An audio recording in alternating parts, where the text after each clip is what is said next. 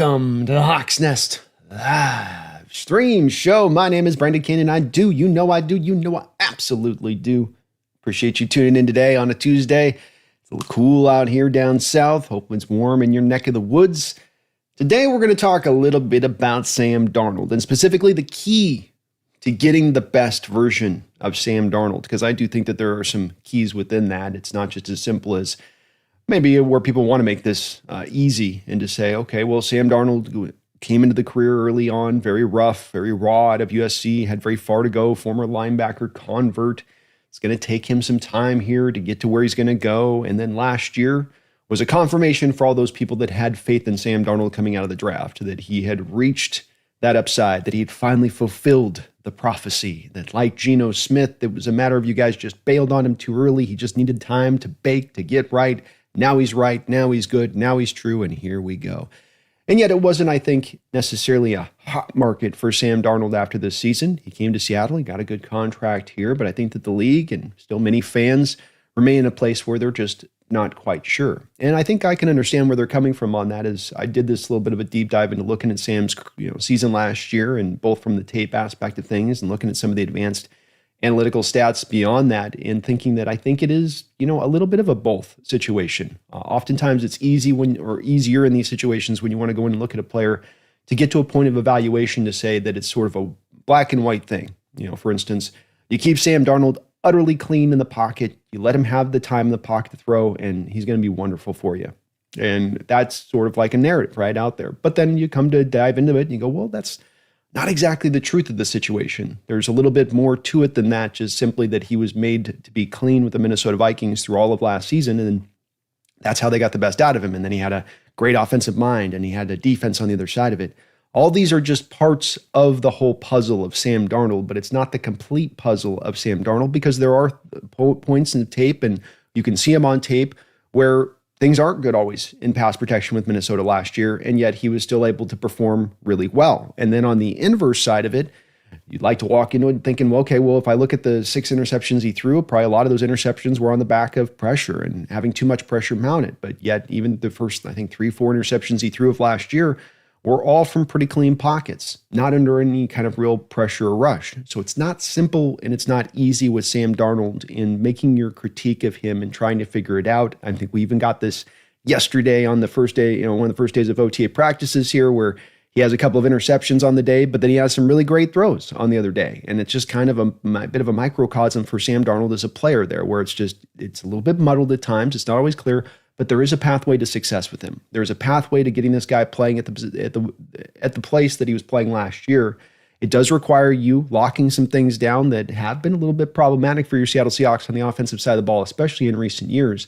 But I think if you take care of those things, you will then get the best version of Sam Darnold. And I think that removing the pressure thing that's sort of over the top of him, because he has this whole moment when he was a younger player with the New York Jets, where, of course, he's playing on the Jets. Nobody's going to succeed as a quarterback with that franchise. Nobody has.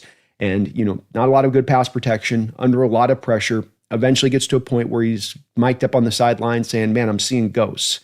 And so this is something that I think has trailed him a little bit, but it is all a little bit of also a tendency that you can see with him in the pocket when too much pressure mounts over too long period of time. So rather than it being just a simplicity of saying he just doesn't deal with pressure well, he's bad at that, he just doesn't have that ability. It's more of when it's incessant or it's been stacking up for games at a time. A guy like Geno Smith could still come into sort of 5 straight games of dealing with that pressure, or a couple straight years of dealing with that pressure, and still perform pretty good. I think we're starting to see some of those cracks build up on Geno this last year, where it's like, look, really 3 years of this? It's starting to take its toll a little bit. But Geno had a little bit of that ability in his advancement of the position to be able to get around that really well. Whereas with Sam Darnold, I think when you get to the 3, 4, 5 games of stacking up here where it's pressure, he can hang in there for the first couple games, but it will start to wilt. It will start to go down. It will start to dip. He'll develop the bad habits. He'll see the ghosts. And then it just starts to kind of get really wonky for him, where you get the worst version of Sam Darnold, where the decision-making just goes kind of into the crapper. The accuracy starts to dip a bit on that side of it, and it just goes really bad really fast. We saw this last year, and this is how the year kind of rolled out, where you went into the start of the year, pretty good offensive line, especially 2 really solid tackles in Darisaw and O'Neal. They held on really well for them. He's got the great offensive mind out there with his head coach. You've got Flores as your defensive coordinator doing what he's doing on his side of it in his second year, bringing that defense along. It all working really well. You've got, of course, one of the best, if not the best, wide receivers in the sport out there on one side and Addison on another, and TJ Hawkinson's a dynamic tight end too, so a lot to work with. Went through the season. Things went really well for the Vikings, of course, at 14 wins or whatever, went through. But then at the Rams game, midseason in there, you had a little bit of an injury that popped up at that point in time with Darrisaw, and he went out. Your franchise left tackle. The team made a trade for a Cam Robinson, but Cam Robinson was not in the same place of a guy like Darrisaw. And then by the end of the year, you had even lost Brian O'Neill, the right tackle, into that other second Rams game. And that's where it basically all collapsed. The Vikings have rebuilt the interior of their offensive line this offseason with Freeze and bringing in Clark, which is a little bit of emblematic of the fact that they didn't necessarily love where that interior of that offensive line was at last year by the end of the year. So some of that pressure and stuff mounted up on Darnold throughout the season. And then at the end of the year there, you started to get that worst version of Darnold where you started to feel like he was seeing a little bit of ghost. Going back to that playoff game and watching it, I just felt like by the end of that game, he wasn't going through his process. Things were getting rushed. Everything was feeling like it was double the speed on him, and he was just in over his head. Maybe there's not a lot you can do when you're out your two franchise tackles with a great pass rushing team like the Rams and what they can do in that way, but he wasn't able to really overcome that. And I think that's really the thing with him is that if you're looking for him to be the guy that's going to take a team up on his shoulders and carry him, he's not going to be that guy. He can make some big-time throws. He can be clutch. He can be safe with the ball and not allow the position to be one where, he's going to throw a ton of red zone interceptions and get you in trouble in that way, I don't think. But at the same point in time, we can't hope that this guy's going to necessarily carry the team on the whole. When looking at the statistics, and we're going to look at some tape and we're going to look at some of the statistics here, I think that these do kind of end up telling a bit of the story that I'm telling you guys when you look at this, and that it will stand out as being pretty clear.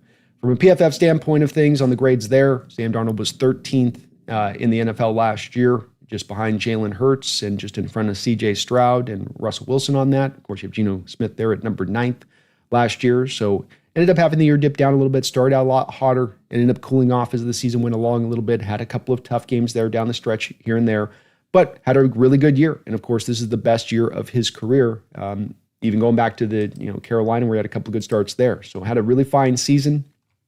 Here is his weekly kind of grades that you can see on this.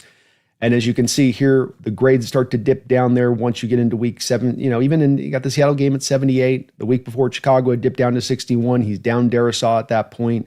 You then have a little bit of an bump up to Seattle game, does okay in the Green Bay game, and then you get back to there being a big time dip against Detroit and a big time dip against the Rams where the pressure just started to kind of mount a little bit too much. But it was much better for him early on this season. Halfway into the year, he was really rolling along and playing a really good version of football. But there was definitely that dip at the end, which is where we come back to some of the things you're going to need to do with this guy is have that full team in place for him, have a defense that can do their part, have a running game, have a bright offensive mind. We think we have given him these parts. The offensive line, of course, is going to be as big as anything in this situation as far as making sure that this is improved, that this is now made to be better, because if you have a bad offensive line, this horse is not getting out of the stable. You might as well not even put the saddle on the thing. So that's the part that's got to improve here. But again, it's not just an aspect of him being just completely in over his head if you do have him deal with a ton of pressure. Just you don't want it to mount over the course of games over and over and over again. When looking at some other things here that are just some of the advanced stats on Darnold that I wanted to take a look at here. And that's some of the passing concepts that he rolled last year, to go back to what I think will be providing him at his best, the best version of him. And what stands out with Sam Darnold when you look at him on some of these advanced passing concepts, and there's going to be a few things we're going to be looking at here, but the first thing that jumps out to me is how good he was on play action passes. You can see his grade on that was by far better than anything else, 10 yards per attempt on those, 16 touchdowns, 3 interceptions. I'm absolutely positive that this is something that Kubiak is going to look at and say, we've got to try to be living in play action as much as possible with Sam, especially the under center stuff, because he's got the wheels to do the rollouts. And what you do like about it when you can go to the play action stuff is that when you do the under center stuff, you do the play action, you roll them out. You can take a guy like Darnold that you don't want necessarily sitting in the pocket processing through 50 things, simplify the reads, get it down to a half field read, give him a layers level concept there with the two receivers coming back across the formation. Oftentimes it's a drag route by the tight end coming back across, giving him an easy, quick throw on those kind of deals. And he can execute that stuff really well. You put him within the structure of a play and you keep that structure clean. Sam can execute as well as any quarterback in the sport. He's got a big time arm. He's got the mobility leg-wise to get to anywhere he needs to get to. He can throw on the run and do all of that type of stuff. I wouldn't call him a pinpoint passer. He's not that. But he absolutely can do anything that you need him to do as far as the play action stuff, turn the back, come back, process quick to where you need to go with the ball and go. And so keep things within structure, lean on the pass, on the play action stuff heavily to give you guys a little bit of a, how good is that score? What is a 91? Give me a comparison, Brandon. Give me somebody else that I can look at to understand, well, here's Geno Smith. And here's your stats with Geno as far as out of play action last year. And you can see with him, much lesser. Now, you didn't run play action to quite the same degree as Darnold did with the Vikings. You got 108 attempts here with Geno Smith, and then we've got 164 attempts with Sam Darnold. But even still, Geno's kind of nowhere near the land that he was at as far as productivity out of that play action stuff. A lot of quarterbacks just don't like to do it. They don't want to turn their back to the offensive line on the play action. And so they'll want to lean into more of the, staying in shotgun and whatnot. And that's certainly was something that Grubb was going to like too. So it was kind of where Geno and Grubb were probably both happy to have this play out in that way. But play action is where it starts with him. That's where you're going to get him at his best. He's not bad in other areas of things. It's just that's where you're going to get, him, at least off last year, doing the best stuff that he does do. And not bad in the other areas of it. Some other passing concepts there I just want to show you guys. It's kind of interesting stuff here. Passing pressure. Come back to how do you perform when you've got pressure versus not pressure. Here, when he's kept clean, you can see that the rating is through the roof. Under pressure, you can see that it dips down by almost 20 points when he's dipped in there. And this isn't about, by the way, being blitzed or not. So let's take that part out of this as well. It's not about him not dealing with blitzes or stack boxes or whatever else. It really is more pressure. And in fact, he really does deal with the blitz really well. I'll have some other statistics that really show this to the forefront of it, but it's not necessarily being blitzed that's the problem. It's when pressure is being caused, especially by the front four. He's got all of those guys dropping in coverage, like 7 guys dropping in coverage. That's where Sam's going to have a little bit of some issues pop up. Just to give you, again, the comparison here, a little bit back to Geno on this side of it, because I think it gives you a good little bit of understanding, especially understand both these guys were under a lot of pressure, which I think is going to give you a good indicator of them. With Geno, likewise, really good when he's kept clean. Geno, likewise, when you take away that clean pocket and you bring the pressure up, he, like Sam Darnold, is going to drop back a good 20 points on his grade based off one to the other. And that's going to be pretty similarly for most quarterbacks. But I think what stands out with these two guys is just how deadly they can be when you give them the clean pocket. It's not merely that they're pretty good, it's that they can be really, really good. To show you a couple of items on this, just a few throws I wanted to kind of pepper in there because they're fun throws and get you a little bit hyped up here about Sam and what he brings to the table. When you give him this clean pocket, it looks really good. Right here, play action pass, like I just said, get him turned around. Flip his head back around, go find his man, put the throw right on the spot. These are the type of plays I would try to be running as often as I absolutely possibly could from Kubiak's standpoint. Subtle pocket movement, little climb up into the pocket. Nice clean though. Just a little bit. He's only got the one guy's just got to slightly move up in the pocket just a little bit. A clean pocket here, play action pass. Look, he's got all day to kind of throw through there. Look. Survey, figure out where he wants to go with the ball, finds Jefferson on the over route there. Maybe a crosser. We'll call it a crosser.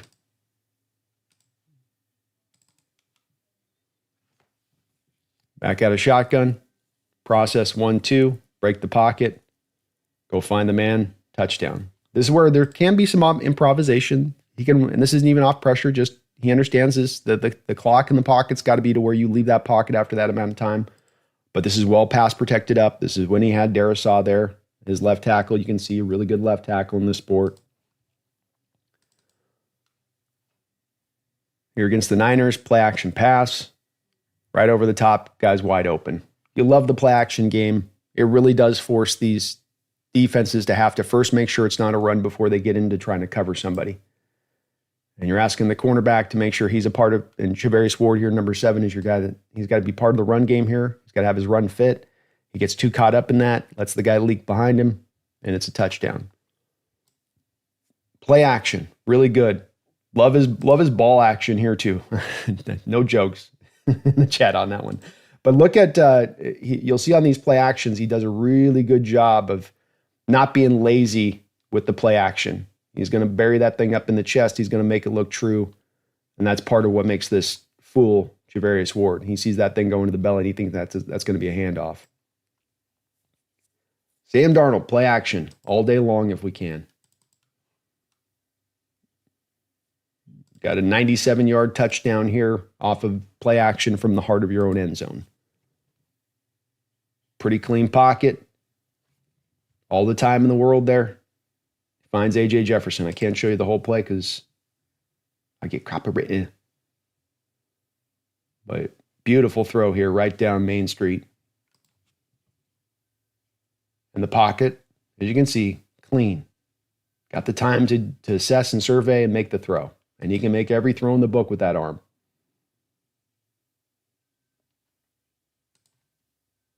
Keep those pockets clean for our guy.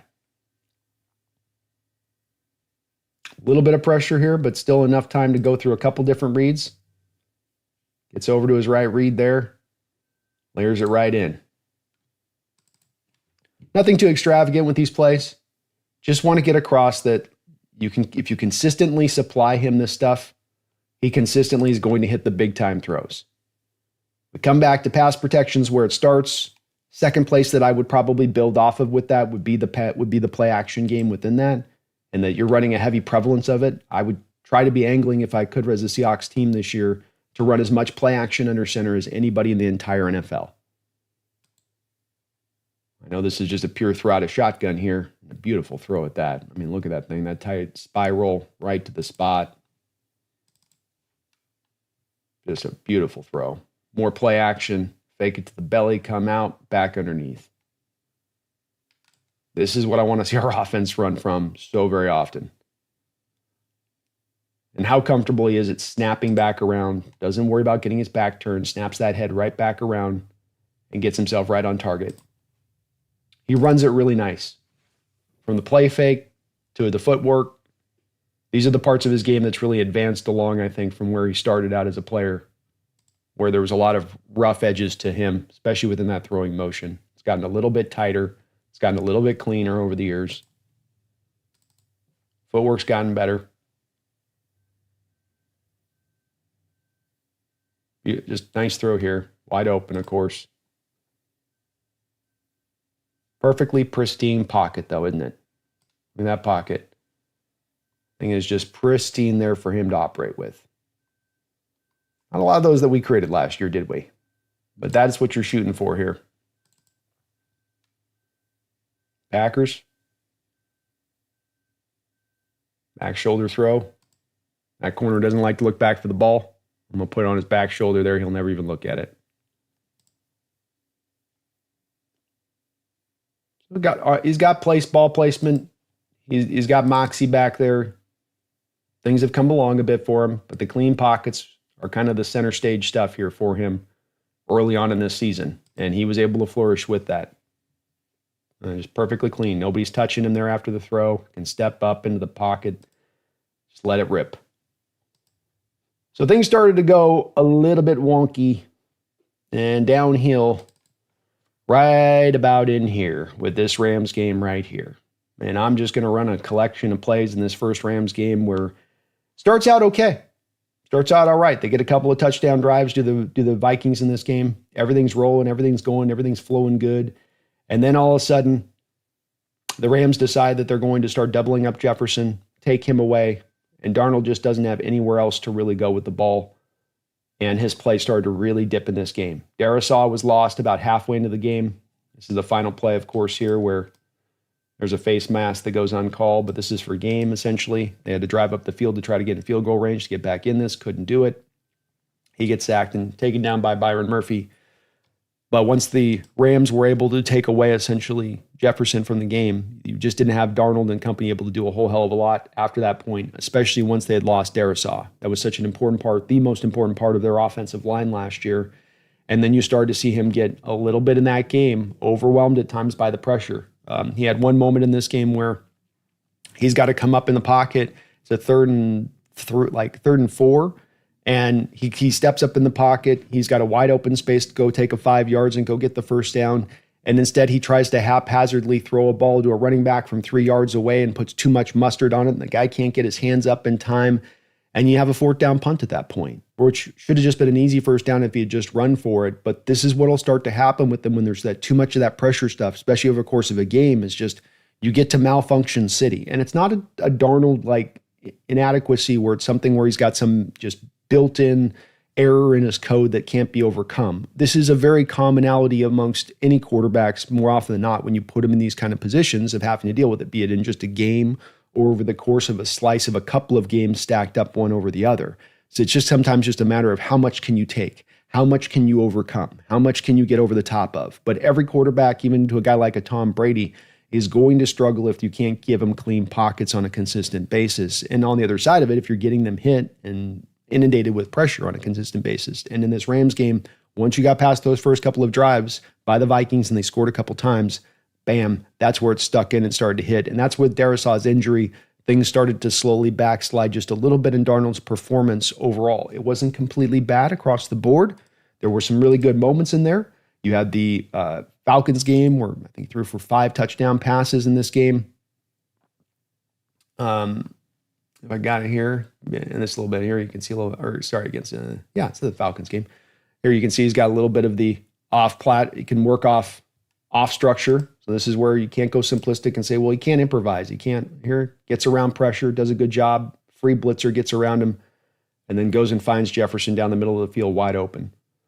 But this game, 5 touchdowns passing, I think, in this game. Back on it. This was after the Rams won. This was with Cam Robinson instead of Darrisaw out there at left tackle for you. He's holding on for dear life as Cam Robinson at left tackle there for you in this game. But okay, so he's not completely gone into the tank with Darrisaw's injury. He's holding up pretty well. He's moving along good here. Everything's fine.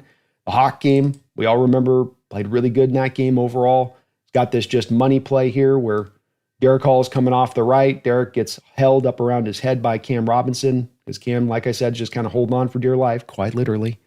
Cam ushers him out the back of the pocket. Derek throws up an arm, says, I'm being held. I'm being held. I'm being held. But a good job by Darnold here, moving up on the pocket and shows off, still being able to put something on the ball there, getting it over to his receiver there before Julian Love can get over there from center field to try to break it up. Won't getting beat up on the play there. So it goes and gets a nice touchdown here. Well-graded game by him here with the Packer game. Things look like they're kind of holding things together despite the injury that's going on there with Darrisaw and having to kind of try to overcome that. But then we do, of course, get kind of into the Detroit Lions game at the end of the year. And then you do also then get to the second Rams game where everything collapses. The decision-making, the feel for pressure in the pocket, where he's deciding to go with the ball on the other side of that, it all just kind of went backwards in this game. And Darnold really reverted to almost looking like the Jets version of Darnold in this game at times. Not all his fault. You lost Brian O'Neill. You lost Darrisaw. You lost your pillars. Your interior of your offensive line wasn't particularly good. There's some quick pressures in this game. But he also wasn't able to really work around it too well as well. There's an interception he threw right at the end there. He also just didn't work around it too well. He really kind of leaned into a little bit of the problems that were happening there offensively at that point, and he still had his pass catchers. He still had us, and he had Jefferson. He has Hawkinson here to throw to in this game, despite that line being a little bit backwards. But certainly this was the mounting of that pressure from a couple of games. This is now being without Darrisaw for 7 games. This is without O'Neill over the course of this game. And that's where now the comfortability starts to slide, and now where he starts to maybe get a little bit in his head, and now you get a little bit of the problem issues popping up with him. And so this is the place that we've got to avoid. We've got to avoid the incessant pressure. We've got to avoid the stacking up of 2 or 3 games in a row of the instant pressure. Because I think if you start to get him down this road, it's going to be very hard to reel him back in. If you can keep things pretty consistently and on point with the pass protection and it not being a complete sieve or league worst like it's been. Let's say nothing of the fact of getting a consistent ground game that can run the ball too, because they did have that, the Vikings with Jones last year, where they could run the ball and kind of counter that up. That's part of why the play action worked so well for them, was the fact that they were able to be effective in running the ball when they wanted to go to it. And they could really, truly be a balanced team in how they wanted to look to run that. You've got to do that, but you've got to not let the mounting pressure happen. You can have a game where he's under a ton of pressure and he can overcome through that game. He can give you some good play in that game. It's the 2, 3, 4, 5 games in a row where now that's going to start to get really bad really fast. And the worst version of Darnold is a really bad version of Darnold because he gets jumpy in the pocket, the see and go stuff comes up, decision-making really starts to dip and dive a bit. It's not as bad though, it's just the pure pressure stuff. So let me show you a little bit of where there is some good stuff on this with him as far as dealing with the pressure when it's, let's say, for instance, with the blitz stuff. If I can find where my deal is here. There we go. Okay. So let's go to some of the advanced NFL stats that they keep. And this is such a cool little site I've been geeking out about here lately because there's just so much good data in here that you can go through and really get a feel for things.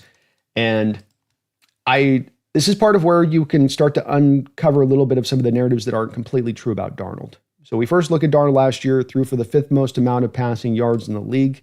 He threw for the, I don't know what the hell happened here. There we go. He threw for the 5th most amount of touchdowns in the league at 35 touchdowns. His quarterback rating was sitting at 6th. I showed you at the PFF mark, he was about 12th, 13th as far as his rating goes with that. So solid across the board as far as your surface level numbers that maybe don't tell you truly as much. Pass EPA wise, he was a little bit down further there, so 15th on that. I think the thing that stands out here, and this is the stat I want to show you guys, is TTT, time to throw. And what you'll notice with that is Lamar Jackson, Jalen Hurts, and Sam Darnold had as much time to throw as anybody in the sport last year. He was top 3 in that range, over 3.08 seconds. That's a lot of meatballs. That's a lot. And if you wanted the comparison, of course, on this is we look at Geno Smith. We've got him at 14th at 2.83. So pretty marginal, pretty sizable difference between what Darnold got last year as far as time to throw versus Geno. The part of this, though, that is the part that does not make it simplistic that I keep coming back to, where you'd like to make this simplistic and easy and say, okay, this and this and this, and then it all adds up to something that's easy and you can just kind of process with that. So we get back to the narrative again. The narrative is Geno was under so much more pressure. Geno had to deal with so much more, and he kind of did. But it's really that back half of the schedule without Darisaw and then O'Neill's injury and the interior of the offensive line not performing as well for the Vikings. It was really good at the start, much better than Seattle's line, but it backslid really fast, and it kind of pushed everything in a regression to the mean as far as a comparison between those two offensive lines and pure pass protection and what was good and what was bad. What do I mean by this? When you look at, for instance, who got sacked more than anybody else in this sport last year? Well, Caleb Williams had a rough go with it, 68 sacks. CJ Stroud right behind him with 52. But then look, we got Geno at 3rd. No shocker there with 50. But then right behind Geno, who do we got? Oh, Sam Darnold at 48.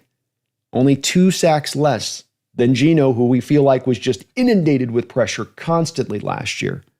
Now, does it mean that he was under as much pressure as Geno? No. I just showed you with the time to throw alone that was not absolutely the case. But was he just being given clean pockets every single week to operate from, and a brilliant offensive mind and a dynamic standout defense that was just locking people up? And no, it's not exactly that either on this. It's not exactly that either. And of course, with sacks, this is a bit of a volume stat. This could be you throw more, you're going to have more sacks. If you run a lot, more, you're going to have less probably because you're just not throwing as much.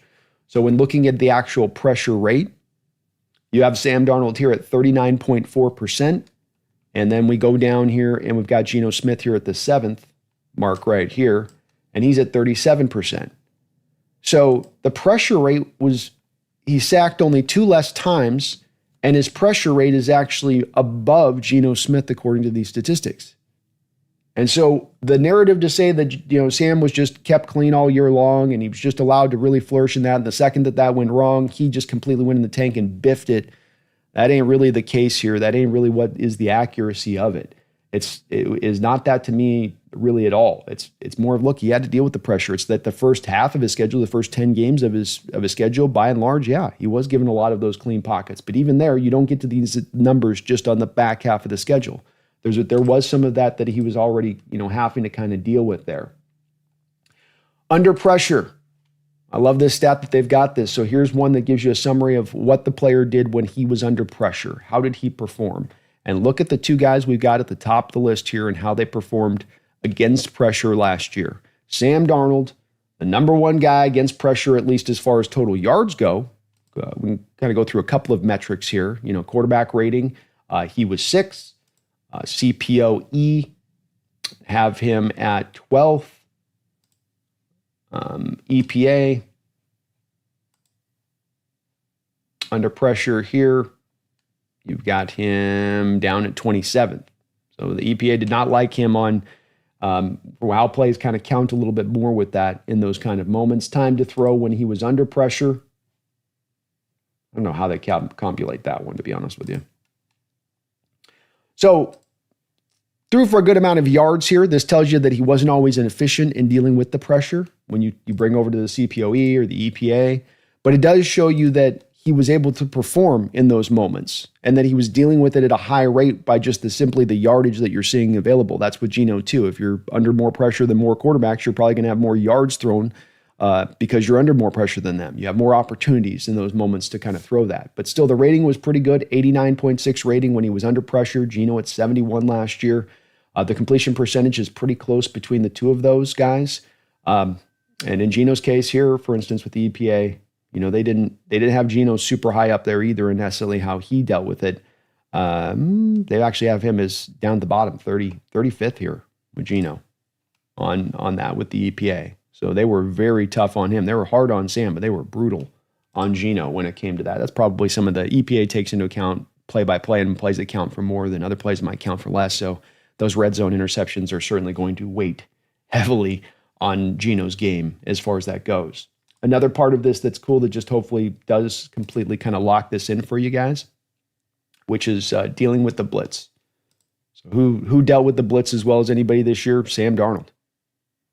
We're right here at the top. Sam, best rating in the NFL last year, just ahead of Lamar Jackson, Josh Allen, and Jared Goff when you attempted to blitz him. 1,200 yards passing, 128 rating, 14 touchdowns, and 1 interception when he was blitzed last year. 68.8% completion percentage. So let's undo this little bit of narrative that we have with this as well, being that if you just inundate him with some pressure, if you just blitz the hell out of him, you'll get him seeing ghosts. He'll go in the tank at that point, and you can defeat Sam simplistically by that means. No, you can't. He can actually beat the blitz really well. And this is a statistic to me that speaks as much as anything to Sam's ability to improve as a player and to grow as a player. And that when I see you being able to beat the blitz, to me, that's a true blue indication that you can't fake unless you're a guy maybe like a Lamar that's just so able to get away from pressure all the time. But it's one that really, to me, speaks to a guy that has done the lonely work, that has put in the time in the office, down there in the trenches, tearing through tape, understanding what he needs to see, understanding intelligently where he needs to go with his hot route when he gets this blitz from this side or that blitz from this way. How do I counter to that? To me, you don't just luck your way into being number one in your quarterback rating against the blitz of anybody in the NFL in that way. I just don't think that that's the case with it. So he was really good against the blitz. He was pretty good when he was dealing with pressure. It's when it's the mounting pressure that's inundating him week after week or throughout the whole course of a game. And then you get into the depths of the third quarter and you get that worst version of Sam Darnold. So how do we get the best version of Sam? What is the key on this one? It's going to be a couple things. It's not simplistic. Is it you've got to keep him ultimately 100% clean all the time? No. Is it that you've got to keep yourself out of blitzing situations because that's where he'll make the horrific mistake at that point? No, not necessarily. It's that first and foremost, we want to try to keep him with some consistency of cleanliness where, okay, you're going to have some pressure throughout the course of the game that will come up. That's inevitable, but you're not having it like it's had happened to many of our quarterbacks here in recent years where there's just constant pressure and it's coming from every different direction and it's snap after snap. It's game after game. We got to throw that off. And that's the part that is much of the big key of the season, right? Because We still don't know if that offensive line is quite going to get there. Kubiak, play calling, sequencing calling, the play action passes, the under center stuff, all this is going to help out the offensive line, keeping defenses a little bit more on their heels than their toes. It's going to help out a Sam Darnold there. A consistency in running the ball that was absolutely missing last year to the tune of you passing almost 70% of the time.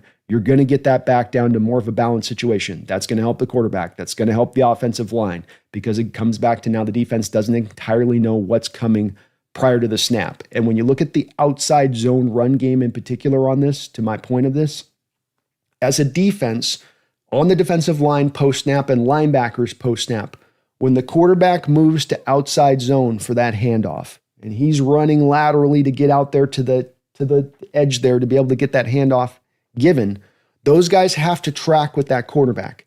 They have to move those steps laterally with the flow of that play, or else you're not going to have the guys in place to be able to keep the edge because you're trying to route that ball carrier back inside and make sure you're not giving him that lane to the edge to where he can go house it. So it really works well off of play action because you are forcing those defenders to take that step laterally to that spot before you're breaking off of it now and you have things opening up. Say nothing if it sometimes can defeat their pass rush on its own because they've had to sort of step to the run first and now become a pass rusher second. It makes it a lot tougher to do that. So the outside zone nature of the play action versus, let's say, the power play action where you go A gap, power, run fakes.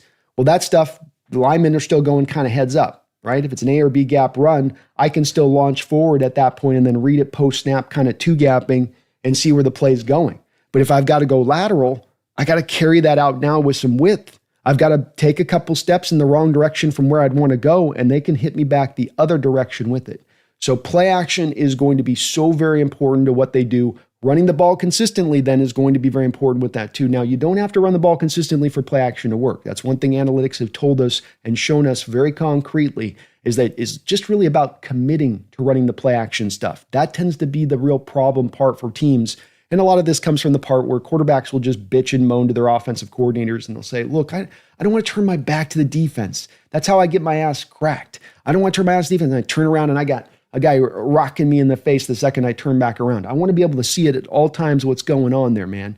And I get where the quarterbacks get uncomfortable with it, but you could see with the statistics that I posted there with Gino that they're so effective at it. It's so hard on defenses, this play action stuff, when you can run it that way, especially a guy like him who really does buy into the play action stuff of it. He's not sort of haphazardly just sort of like sub-faking it and making it very obvious to the defense that it's a play action all the way. He's really trying to sell that is Sam Darnold in some of those reps, and you could feel that from him.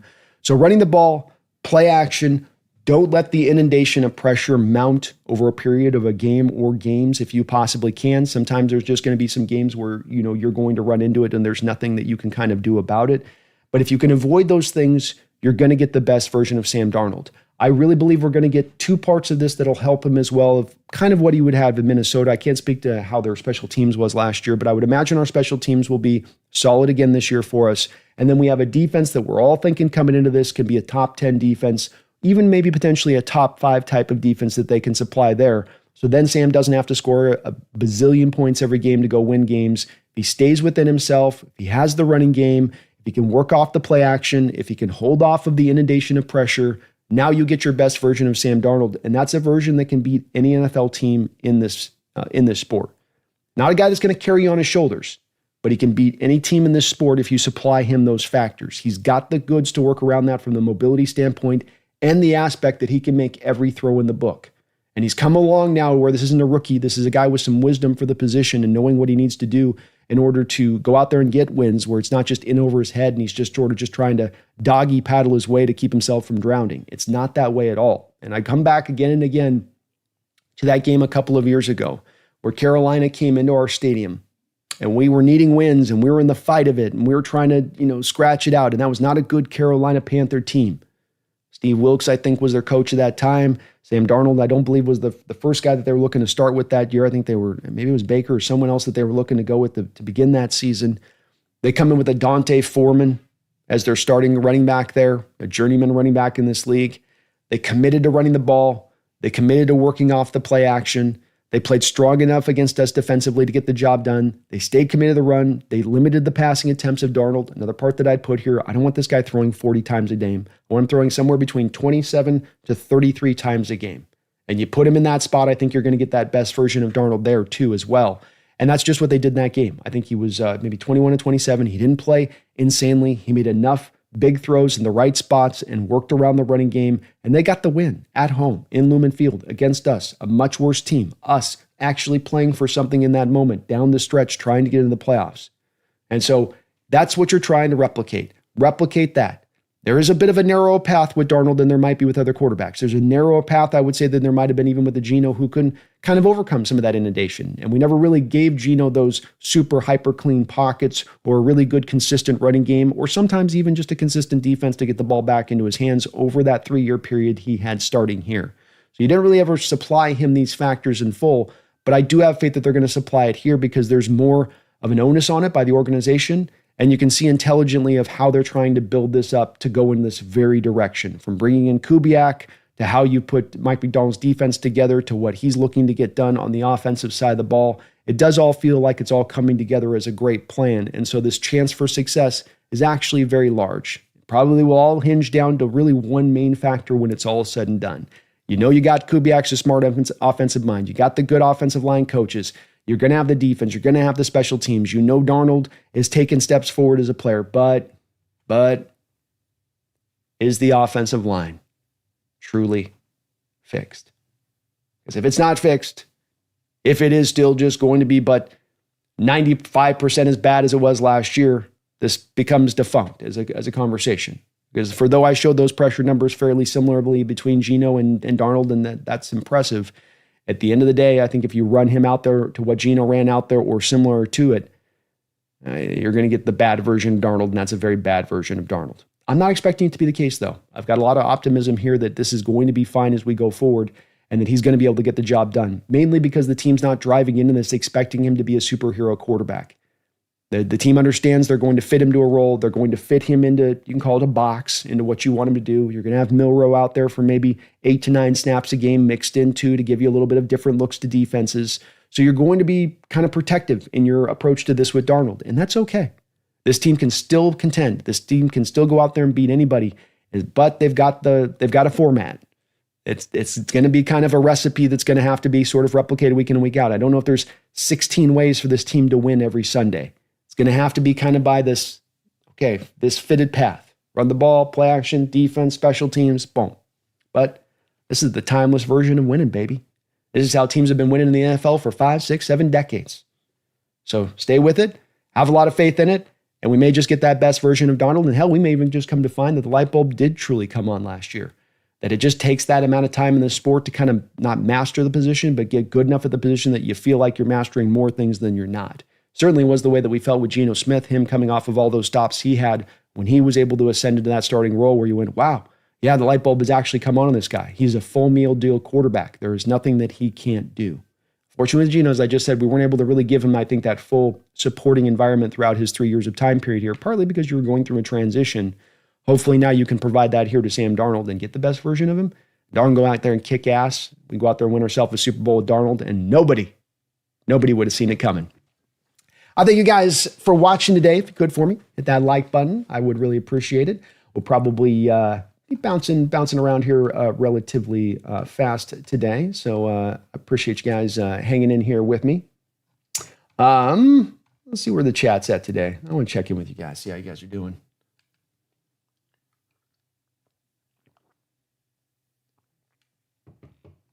Mark Sanchez is in the house. Bro, it's good to see you, man. And Mark, I don't know if you noticed, bro, we got the... So Mark Sanchez is our guy that sent the DK Metcalf signed DK Metcalf jersey. And Mark, you inspired me with the jersey there. I got the helmet too up here. So we're getting the backdrop finally fully kind of set and lit up and ready to roll here, which I'm kind of digging. But it's really great to see you in the house, Mark. And thank you, man, for sending that my way. It's looks really nice. We got a lot of balance here now in the backdrop. A lot of necessary balance that's just perfect here. Mark celebrated 19 months as a Hawks Nest member. Thank you for that. Says there's a rumor Hawks possibly acquiring Micah Parsons. That would be an expensive bill in assets and contract offer. Parsons is the reason why you keep the powder dry. That is absolutely right. 100% right, Mark. This is one of those deals you're kind of monitoring to see what happens, and one that we talked about at the end of the offseason to keep track of. You know, Dirty's history with Parsons and being with the familiarity that exists between those two guys. You have in the Cowboys a situation right now where they've been a little bit hesitant at times in paying some of their guys. They're not always quick to do it. They can sometimes send their guys through the ringer a little bit to get them paid. They eventually do pony up, and they do eventually give pay the full bill due, so to speak. But Jerry likes to play that game of trying to wait. And they have not been one of the more cash-rich organizations in their approach of the Cowboys. I mean, they're not a void year kind of team. They're not a team that's looking, I think, to pass out these big, huge contracts necessarily. And so any sort of, bump in the road between those negotiations and team, you could very well see a Cowboys team start to, think about other alternative options on that one. And like you say, the Seahawks have kept their powder dry, as John likes to say, in order for you to be able to jump on these kind of situations if they come about. And whether it's a Parsons or be it a Watt or another dynamic edge rusher who might become available out there on the market, you do just become enamored by the thought process of, like you say, the assets would be costly, you would think, on the surface of Parsons, where, what am I giving up 2 first-round picks to get this guy? Is that what we're talking about here? But I think that that's not going to be that much, in my opinion. And the reason being is that I think you can use one of your edges as a fairly important part of the piece of package that you put together for Parsons. That was a mouthful. A Derek Hall or a Mafe type that gets in there, and then maybe now you can lower down to a second and a third round pick and one of your edges, and you kind of put a creative package together in order to make that happen. He would cost a lot. And I ain't gonna lie, there's some worries I have and concerns with him. I have at times with him working off the edge as a run defender. He's not horrible in that way, but it's just that he's not as dynamic as a run defender as he is a pass rusher. But as a pass rusher, he's legit, and he gives you a difference maker on that side of it, Mark, that I can't deny. And he's a very young player still. So you've got the opportunity to get this guy. There is a little bit of the questions with him about work ethic. I mean, right now he's out there traveling around doing his jet setting thing here instead of being at OTAs there with the Cowboys. But at the same point in time, is he maybe not at OTAs as much as like, look, I'm not going to OTAs when you don't have me on a new contract. I'm not going to go out there and get injured in OTAs, and then suddenly now you don't have to pay me. So there's a bit of that too. This is the bit of the problematic area of the Cowboys and how they work at times where, pay the guy the money. He's earned the contract extension. I know you don't want to you don't want to pony up. I know you don't like it, but this is the reality of life. Guy goes through 3 years and he's that dominant. Every other team in the book is going to pay that guy. But you saw this with the Cowboys and waiting on CeeDee Lamb as long as they did. You saw it with Dak Prescott, and part of the reason they're in such a problematic spot with Dak Prescott on his contract is because they waited too long. Not only did they make him play through 3 years, they made him play through 4 years, and so then they had to pay the prime pump prices when it was due for him. So it'd cost a lot. He ain't going to be cheap. You got the money to spend, though, and I am kind of on the boat of thinking that really what I'd like to see is some of the next additions given to this defense would be almost at the front of the stack. Let's get a truly dynamic edge rusher off the board off one side. Let's get a guy that's a real difference maker, not just good, not just above average, but a guy that can be one that almost forces the opposition to dedicate the extra resources to him to deal with him. I would like to see you be able to add a guy like that. But in the case of the Cowboys with Parsons, I don't think it's because they don't like Parsons as a player. It's just that they don't want to pay the price. And that's where you maybe go, okay, well, we'll jump in it.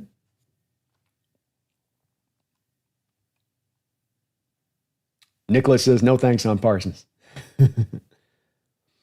James Peters, what was Darnold's red zone QBR?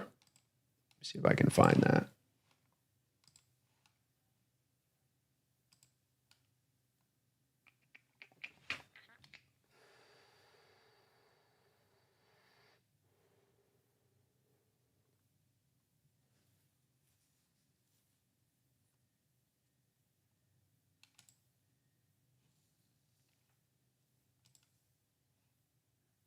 Might be able to find this here.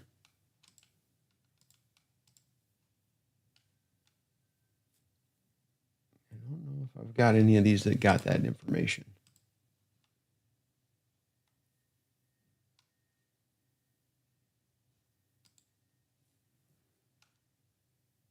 Yeah, I don't think I've got anything that's got a red zone.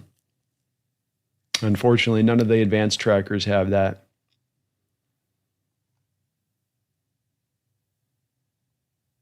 None that I'm seeing here. That would be cool if they had that. That would be nice if that was something that was included.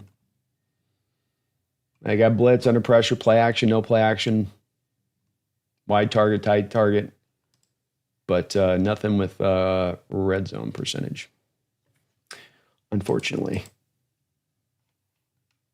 That should be there, though. That would be helpful. Be calm, see clearly. Thank you for the $2 donation. I appreciate you for that. Sam needs to relax in and out of the pocket. Breathe. That's right. Just deep breaths, man. And that's where the relaxed part is. He becomes jumpy. And when he starts getting jumpy, that it's just almost like a clock that's getting sped up faster and faster and faster and faster and faster and faster and faster. Right? You just need him, just keep it smooth and steady, Sam. Just, okay, throw that play away. That play happened. Bump, get it out of your system. Move to the next. Don't let that then impact the next play. Flush it onto the next. Flush it onto the next. And I agree. That's where he kind of needs to stay. It's an easier said than done thing, of course, when you are getting that pressure that's hitting you from every different direction, and it seems like it's almost instantaneous after the snap. But he can do that. He can stay locked in that way and kind of learn to kind of flush some of this stuff out a little bit easier. I think it'll help him to staying a little bit more consistent as a player. It will help him hugely stay more consistent as a player. Stale, thank you for 26 months as a Hawks Nest member, man. I appreciate that long-time support. Nurgle is love. I don't know what is, I gotta look this up.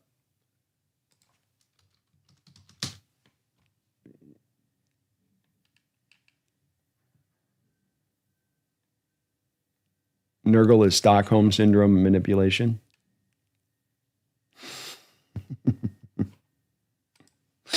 Thank you, Stale.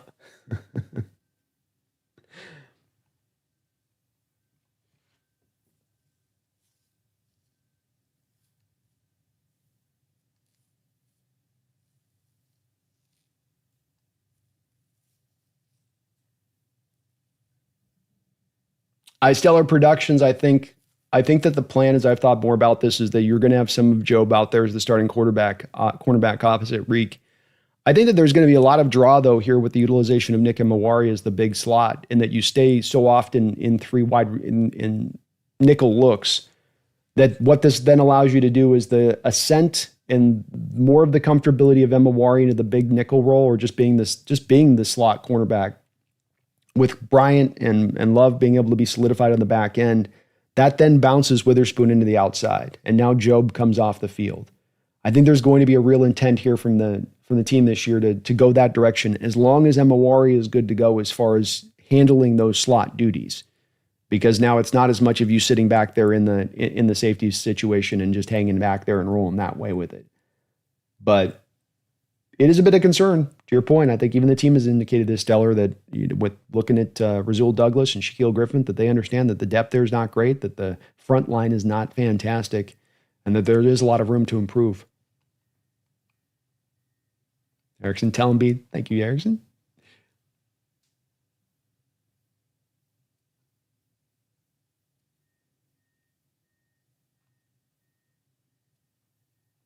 Stellar says Jalen Ramsey's turning 31 years old this year. It still has shown that he can be a starter, and he comes in at not so bad a price.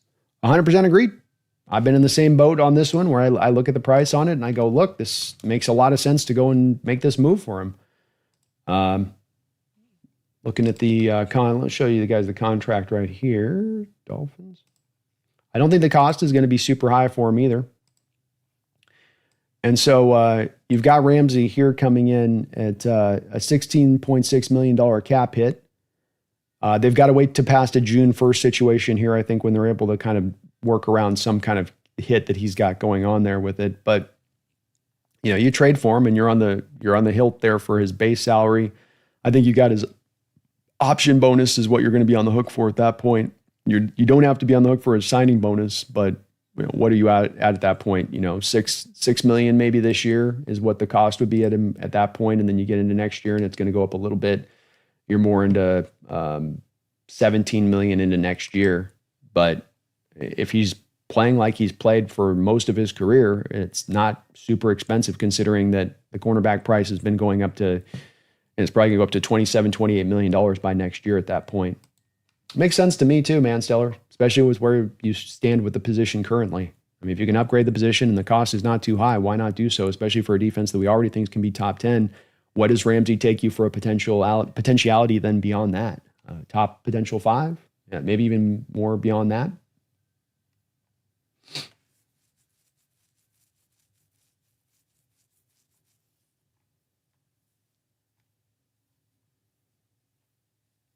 Stellar, why haven't we signed Nick Mawari and Elijah Arroyo? Agent games is what I call this. Just it's agents playing around. So these guys are in a very competitive industry right now, these agents, and it's extra especially competitive when it comes to drafted players because everything is slotted in as far as the salary cap is concerned for rookies. You know, you're going to get paid what you're going to get paid. You know, a couple of percentage points bump over the guy what he got paid last draft at that position. So where the agents will differentiate themselves from one or the other is I'm going to get you more guaranteed money. I'm going to get you more bonus money. I'm going to get your whole contract guaranteed as a second round pick. So this is what these agents are doing now, where they're trying to differentiate themselves from that. When hey, why would you go with that agent? He ain't going to get you all the guaranteed money. I'll get you guaranteed. I got the sway to get that done. So it's really just about that. But both guys are on the practice field, which is the encouraging part about it. Stellar. They're not holding out. They're not missing reps. And so it will get done eventually, but sometimes this stuff can be protracted a little bit too.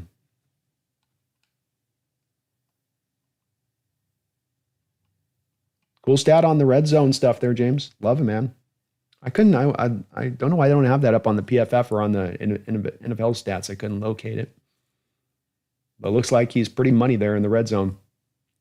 And definitely not a lot of red zone picks, which is a good part for us. We want to be avoiding that this year.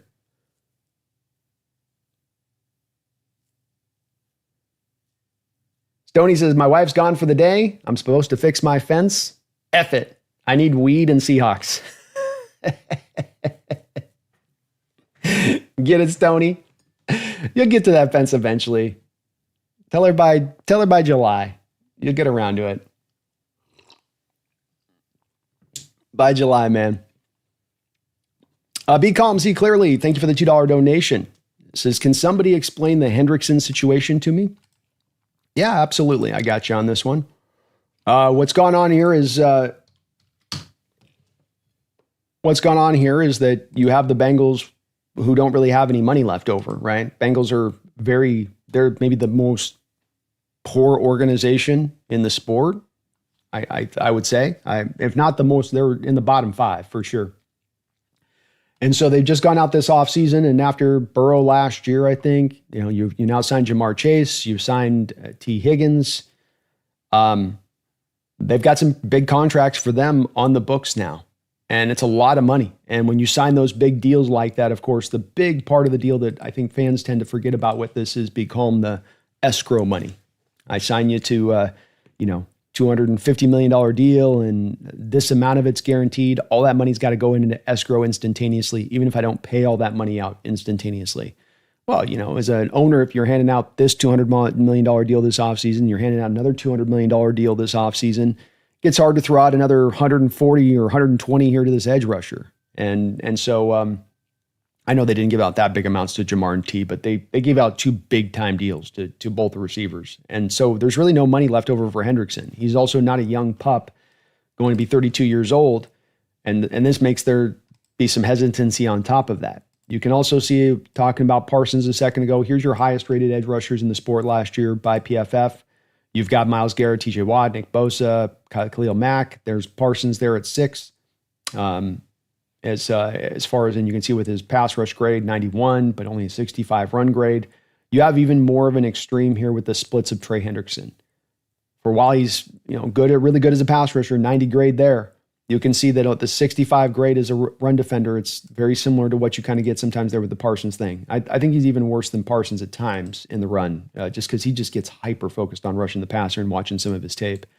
So you go, okay, I've got to pay this guy this monster contract extension at 32 years old, who's a really dynamic. I mean, nobody's been as productive as him as a pass rusher the past 3 years, no doubt about that. But do I want to pay that guy that might not be super great against the run? And it's more of just paying now for what he is as a pass rusher, and then also at that age. And We also don't have a lot of money to spend. And you put that all together for the Bengals, and it just kind of gets them hesitant. And then you add on top of it the extra layer that just makes this even more complicated than it should for the Bengals' perspective, which is this then, well, move him. You don't want to spend the money, then go move him. But the Bengals are sitting there trying to insist upon a first-round pick through the draft in return for a guy that's going to be 32 years old. You're not going to get that back in return from him. I don't know if TJ Watt would get that back in return from him at this point, at his age. Especially considering you got to sign these guys to the contracts. That's the hard part about these teams when they want to move these players. They don't want to pay them. They want to try to maximize out the returns that they get back on the other side of it. But it doesn't really work that way. It didn't work that way for us with DK Metcalf, did it?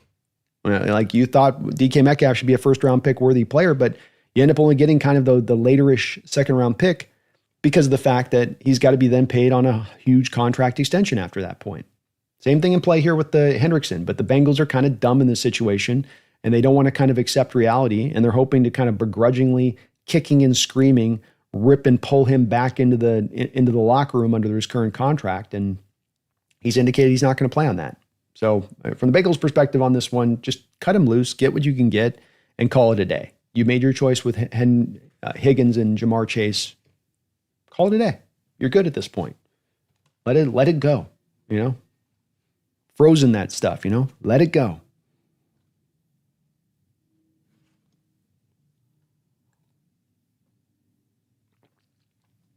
Brian Meyer says, B, did you get a new helmet? Yeah, I was inspired. Mark Sanchez sent me that cool Metcalf jersey, and I was like, we got to balance this thing out. We got to add to this thing a little bit. So I went and got the replica helmet on top of it.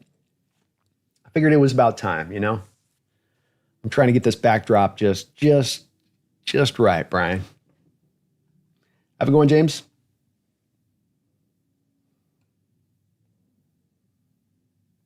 Gwen says, by July, it'll be too hot to work on the fence. Well, then he's got the great excuse. He's like, honey, you don't want me getting melanoma, right? We'll just get back to it to the fall. I'm just helping Stoney. I'm just helping him through the procrastination here.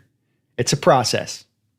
I'm not saying you're saying an outright untruth to the wife. You don't know how hot it's going to be. Maybe it'll be mild July. Maybe you can get to that fence at that time. Addicted Brandon, why do teams put a lot of money on the books? They should invest in mutual funds. Grown. Ryan says Frank Ragnow retires. Totally unexpected, but good for their opponents. Yeah, that's a huge boon for their opponents. That's been a different offensive line when Frank Ragnow is not in there in recent years. And it does seem like it's at least somewhat related to money. I think his body was kind of starting to break down a little bit too on top of it. But that's a massive blow for the Lions. And you do somewhat kind of feel like, Brian, I'm not saying that I know this for sure. I'm not saying they're going to be a bad team. But there is maybe a bit of a feeling here with this Lions team about right now of like, man, you guys maybe just for this window of this team, you might have kind of missed your shot. You might have had your best opportunity over the past 2 years to break through. Sometimes these windows don't last super long, and I'm not expecting them to be bad. I just don't know if we're going to get as good a version of the Lions as we had last year when they were cooking and running. And part of it too is just I think they kind of topped out too early. They got to the best version of themselves too early, and it was just like you don't want to peak early. You want to peak right about playoff time. Seth says Bengals went and paid 3 players, somewhere around a quarter of the team's cap. Terrible. Yeah, just silly for them. And what they were trying to do is make Burrow happy. You lose Jamar, Burrow unhappy. You lose Higgins, Burrow unhappy. You lose Hendrickson, he's mildly unhappy. So you make these decisions based on that to try to cover things up, and it's not usually a good situation or a good approach to it. I can't say that I understand completely what the Bengals have done this offseason. I understand not wanting to lose Burrow and not going back down the same bridge that you did with Carson Palmer, where you had a really good quarterback that you had to kick free because he was tired of your ways, your miserly ways. But you can't pay everybody, and you got to make hard decisions. And the smart organizations make the tough decisions, if anything, a year ahead of time. They don't wait for things a year past the time period they should have. And with the Bengals on this one, they should have probably made a decision by this point already. Same thing with Higgins. You shouldn't have waited with Higgins to this point to have to pay him this amount of money, or with Jamar. But that's the Bengals organization for you. They operate that way, and it's partly why they'll probably never go and win a Super Bowl. Or if they do, it's going to be very, very hard. Addicted Brandon, big if, John Schneider gets Hendrickson, will we hear you screams of join San Diego all the way up here? Ha ha ha. That would be a game changer for sure. I would be excited. I would. Overall, that would be the overriding factor. But there is also the part of it, those issues I raised to you about how much you're spending, what he brings to the table, how old he is. I would be lying if I say that those things didn't also give me a little bit of pause to where it's hard for me to just shout at the top of my lungs, this is amazing. It's good. It makes you better for 25, no doubt about that. But it is sort of now your big swing move that you've made in place of what could have been another big swing you made, which could have been an even more impactful player. Or maybe you don't have to give to that kind of contract, or I don't know if it's the ideal situation here. Steeler offensive line is looking promising so far, based on what we're hearing. Bradford was looking good out there in the new system. They're talking to Wyman and Bob talking about yesterday with what they're watching on the field, that Bradford looked really well suited here to the zone system, which hopefully he is. Kid's very talented. Very talented. Dick said, Brandon, couldn't the Bengals have taken a book out of the Eagles owner, general manager, and just fidget with the numbers for Hendrickson? Yeah, they could. They could absolutely do that. This comes back, though, to the cash-rich thing, though.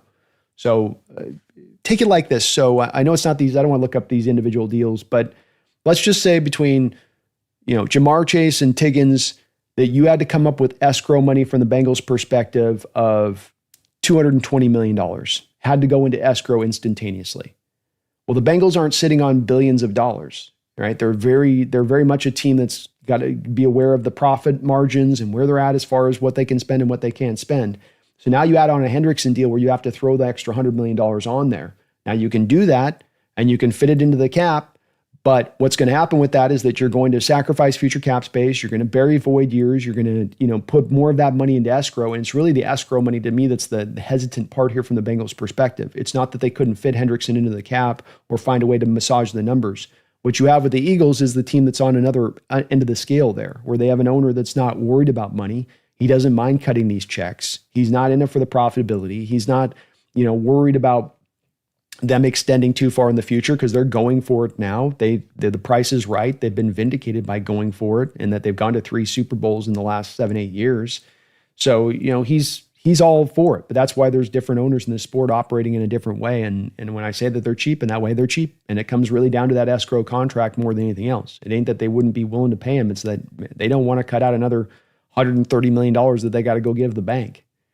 And that's one of the reasons that you just sell the team at that point. If you're that strapped on it, and this is kind of the new era that we're in, unfortunately. I mean, a lot of NFL owners, basketball owners are talking about this. It's a different era now. This is why Mark Davis is having to sell 10% of his team to like Tom Brady to try to get a little bit more of a cash injection into the franchise, because you've got to start to come out with a lot more bigger checks than he ever used to. You didn't have to used to always do the escrow thing where you had to put the money into escrow. You used to be able to sign the contract and the bonus money that was due, you'd pay, and then you'd pay as you go. But now that you just got to put a huge chunk of that away, and it just, if I've got to do 2, 3, 4 of those chunks, that's going to hurt the pocketbook.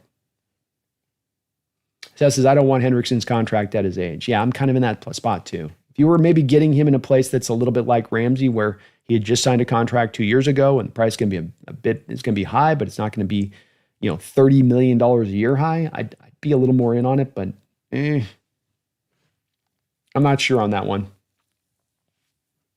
Yeah, Clowney to me would be the better bet when you come to it, because Clowney, you don't give up the trade capital. He's not going to be as dynamic as a pass rusher, no doubt there, but he's going to be a better run defender than Hendrickson is. And you kind of have some pass rushers here you could work around with a guy like Clowney on that. So the cost goes down much more. You don't have to give up the trade. There's just some better ways to go, I think, on this one. Sony Ramsey would be awesome, man. He says, hit the thumbs up for our brother Brandon. He deserves it. Well, thank you for that. Please do if you guys can for me today. I know I always ask it, but it is a big thing that definitely does help out this channel considerably, and that's when you guys hit that like button.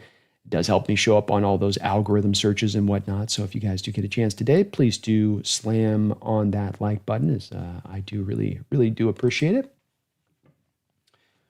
Brian says, Ramsey worries me that he might hit a physical wall during the season. He's not a young man. That's true. And we do know in some cornerbacks, there are some that have been able to extend in, like your Stephon Gilmore's to 34, 35 years old. And there's those guys that hit that 31, 32 years of age and they're toast, Brian, and there's a risk. There is a risk there. I'd be willing to take the risk because of the fact that you're not signing him to a new contract. You're bringing him in on a 2-year deal. You could cut him at any time at that point if he was just completely shot. I don't think the trade capital is going to be a lot from the Dolphins. I don't think his value is going to be where they can expect to get a ton back in return. I think a late third round pick kind of would be about the highest you could hope to get back from a Ramsey at this point. But definitely he's getting close to that age point where you get a little bit concerned there. That's 100% on point with it, man. Seth says adding Ramsey would solidify our secondary and wouldn't really have a weak spot. Probably one of the best secondaries at that point. I would agree with you. Part of why I want to do this is it's not just about where Ramsey is. It's also about, as the Seattle tells you, what they do in the draft a lot of times is they measure a draft pick or a potential draft pick versus for a position that they already have on the roster. Is this guy better than what you have on the roster? That's a part of it. And part of it is looking at the upside, looking at what they're going to be as a player. But is this also a guy that's better than what we have currently on the roster? And I don't think there's anybody that would ever make the argument when it comes to Ramsey that he is not a significant upgrade over what you currently have on the roster in Job, Nehemiah Pritchett, and probably even Zay Alexander. Stoney says, so I heard Pumpkin was traded for a black kitty. I object to such transactions. And what were the contract deals, Brandon? No, it's just that the orange kitty has finally decided to be a little kind and allow her sister to have moments in the sunshine too as well. So it's just as much about that where she's finally opening herself up to allowing Her Highness will now allow the black kitty to be able to sit in at times. But I don't know. It's a tenuous peace treaty. It's a tenuous ceasefire. At any point in time, this thing could be broken. Dicted, Brandon. Yep. Clowney plus Ramsey become force multipliers for sure. I love it, man. If you did that, now that would have me excited. That would have me shouting to the top of my lungs because those are smart moves. They improve the team and they help to start to round this defense into a real potentiality of hitting into that top 5 phase of things. It's the 1960s that the deposit in escrow has been around? My bad, Joss. I thought it was a recent rule that they did on that. I'm misremembering things lately badly on that. I think my memory's starting to go. Well, definitely I guess the sizable portions of them have gone up because what I remember from a few different owners, them relating this now, that just the dollar figures and how high they're going up on these contracts versus, what you have on the books to be able to pay for some of these owners it doesn't add up to where you able to just throw that money around in that way. Some owners, they don't care. Some are just, I'll cut the check. Stan Kroenke, for instance, all day long, I'll do whatever it takes. I don't care. Eagles owner that way. But so the other owners out there, they just don't have that money. But thank you for the note on that. I didn't know since 60 it was that way. Well, they're sure bitching and moaning about it more than ever. She's not her true sister. On that one, Stoney, she's they're sisters by she heard you talking about her, man. They're sisters by I call them sisters, but they're separate. They're separate litters. LeBron, Ramsey could also play 2 to 3 more years. 100%. That's where the cornerback thing, there's not the hard and fast rule where you get to 32 and you're definitely done by that point. There is a baseline of some of these corners out there that have been able to, and you mentioned a guy like Gilmore. I always like to say this when it comes to these kind of, be it cornerbacks or defensive linemen specifically, or even inside linebackers, I think at times, that are able to then play those really extra long careers where rather than being 31, 32, they're just about done. They got that extra 3 years from them. It tends to be somewhat of those freakazoids or those guys that are taken in a very highly selected up in the first round, that if they lose that little bit of the half step or one step, that they still have maybe size, length, they can refine their skill set as far as fundamentally goes to overcome it and get around it and extend their career just a little bit. And Ramsey is one of those high picks that might be a guy who can do that on that side of it. Gotta get the kitty in here. She's come in here. Beamy, is it weird that we banned the tush push or tried to? I don't like the play myself. Brett Coleman had a great video that he released out a couple of days ago, and in regards to this, it's just a play that I don't like as a play in football in general at all, especially when it's being used at the high rate that it's being used at this point. I don't know if it was Jody was maybe pushed off a little bit by there was a whole quote from Howie Roseman about comments about a wet dream or something. Because Seattle had been pretty on the board with not being willing to vote to ban it. But then there was something where Roseman kind of went off in the owners meeting and might have rubbed Jody a little bit of the wrong way in some of the words that he chose on that.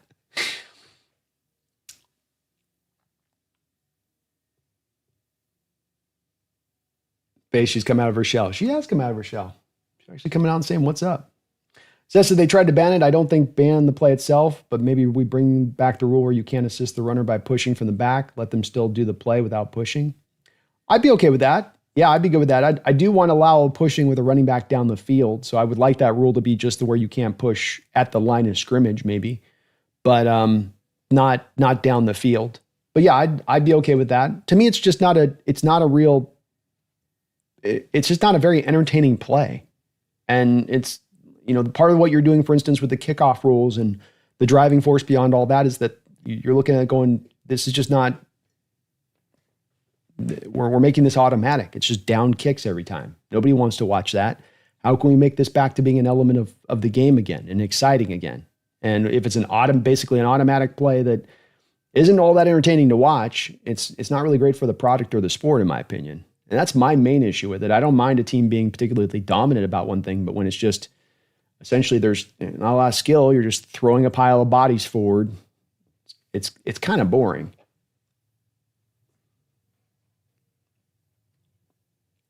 But it's not a hill I would die on. You know what I mean? I don't like hate it with a passion of a thousand suns burning in my heart. Rodney, Brando, what's your thoughts on the media saying Seahawks taking a step back this year? If so, do you think John's job is on the line this year?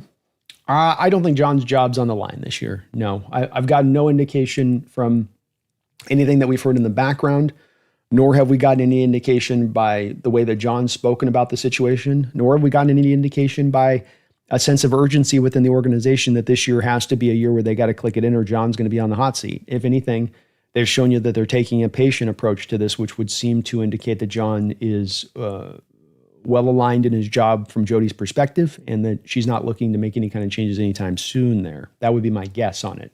I don't know for sure, but just a guess.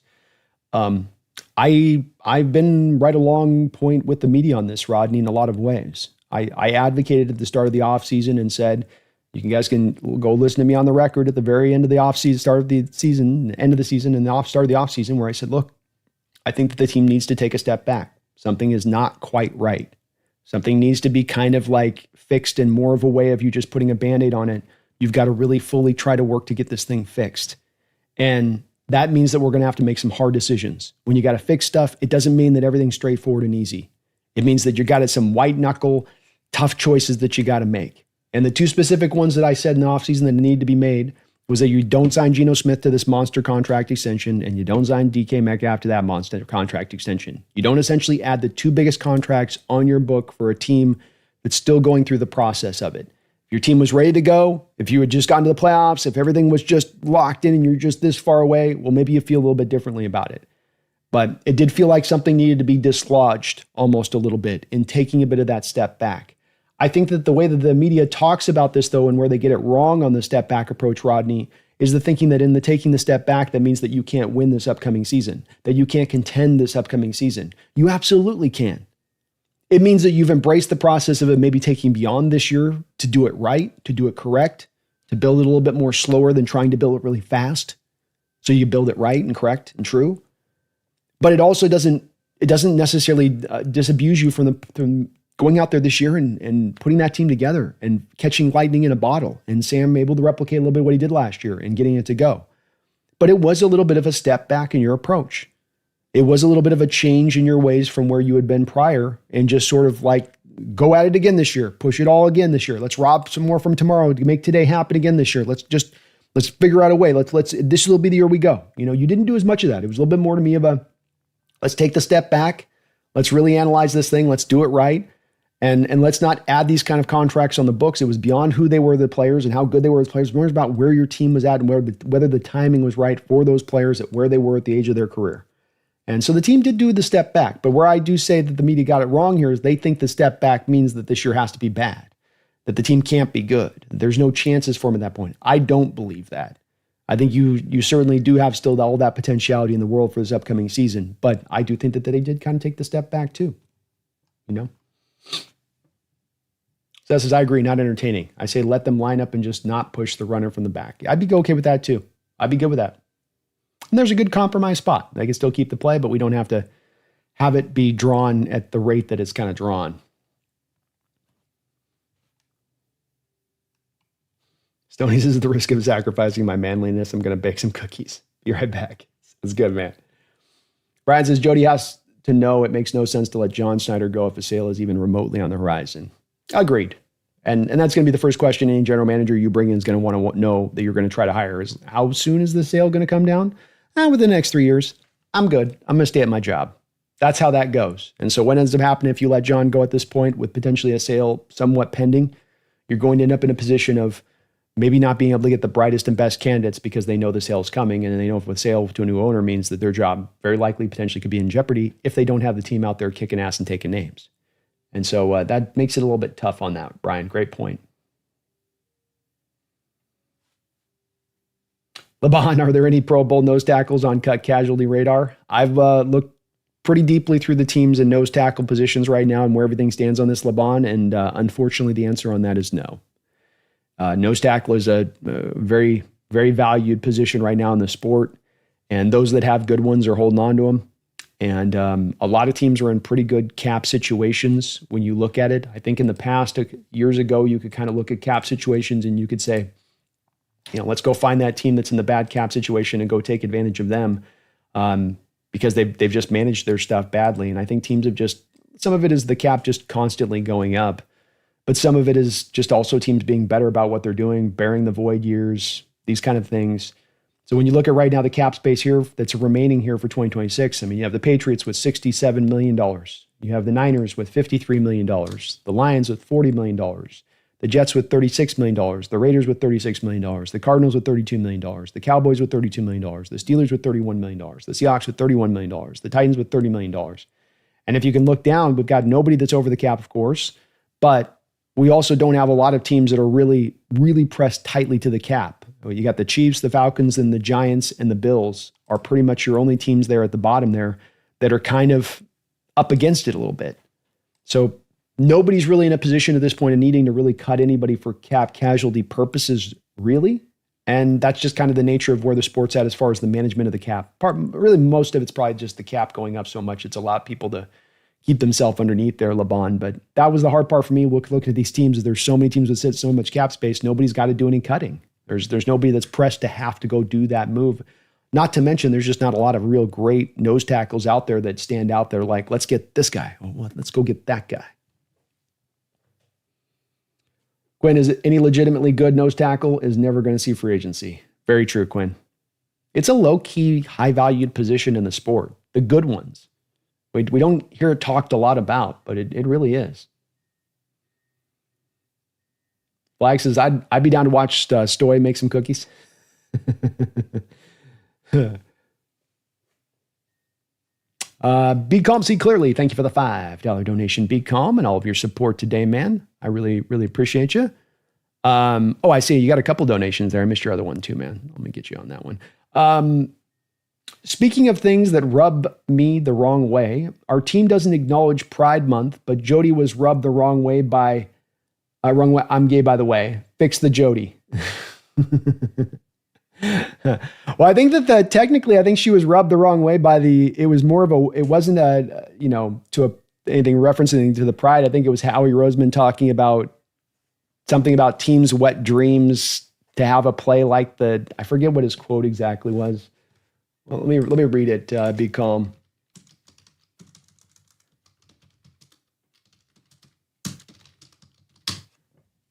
So I thought that would bring it up.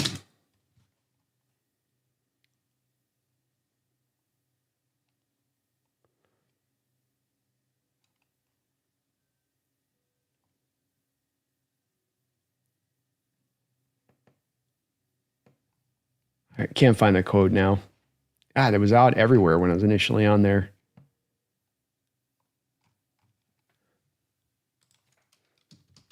I guess Roseman talks a lot about sex.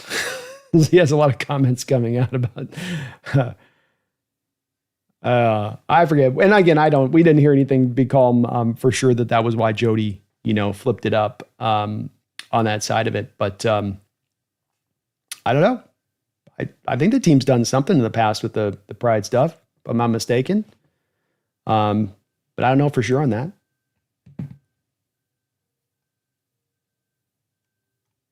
Just kind of the start of the month too. Maybe they will here before they'll probably get at least a Twitter post or something out on that. Be calm.